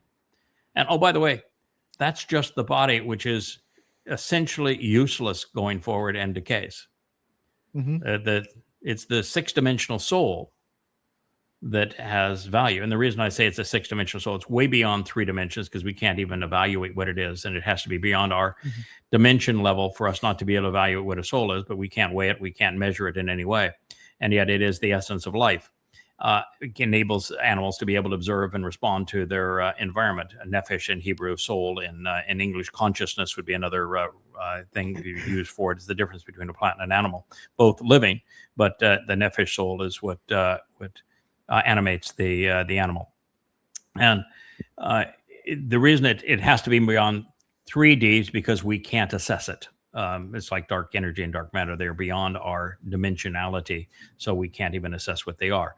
But it has to be less than 7D, because they were created by a 7D being, and he has the opportunity to empower some, destroy some, and incarcerate some. So for him to have control over all of them, they have to be a lesser dimension than he is. So they exist somewhere between 4 and 6 dimensions. Well, as good as that sounds now, imagine what it's going to be like when it's infinity to the 7th power. Yeah. Experience. Yes, it is.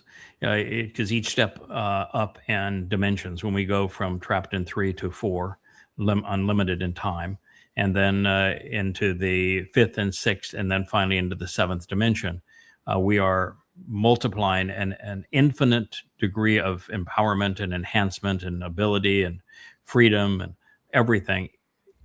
Each move is an infinite degree above the previous one. The best way to visualize that is if you could perceive yourself living like a cartoon character in Flatland, where everything is flat. You only have width and depth. There is no height. You cannot even envision what height would do. You can't envision it even existing and it intersecting your world. And yet the 3rd dimension increases 2 dimensions infinitely. And the 4th dimension does the same to 3, and the 5th does the same to 4, and the 6th does the same to 5, and the 7th does the same to 6. So you're multiplying an infinite increase, infinity, times each of the capabilities. And we already know that in 3D, we have a universe that is 94 billion light years across that we can even see, and it's likely a lot larger than that, with many trillions of galaxies, each with many hundreds of billions of stars. And that's just in the 3D that we can perceive. Imagine what exists if we could perceive and enter 4D, 5D, 6, and 7. So yes, this is all part of what's going forward. And I think that the fact that DNA is a programming code, there is every likelihood that as we leave this planet enveloped in light and we are properly trained and trusted by God, we'll be allowed to go to planets, terraform them such they would be conducive to life, and then conceive life using the programming code that he has written. So you're saying when we're 7-dimensional, I'll be able to multiply 37 trillion by 3 billion with a slide rule? I'll be able to get that answer? I'll loan you, so long as he allows us access, I will loan you. I'll loan you the slide rule, various slide rule. It's nice to have this in my hand again. It has yellowed a little bit. It's gotten a little bit stiff with age. It still works. It was a noble instrument at a far better time in the world of thinking is the slide rule. But yes, the slide rule has the logarithmic scale that make that kind of math possible. But you got to think your way through it. It's a thinking man's tool. It is a hat forward, not hat backwards sort of a tool.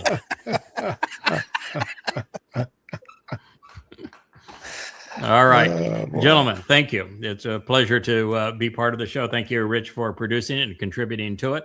Miss Leia walked in. She's taken the Wookiee from show duty, but we're going to go off and get some dunch here and be prepared for our Luminaries series as we continue to consider now Chanowk.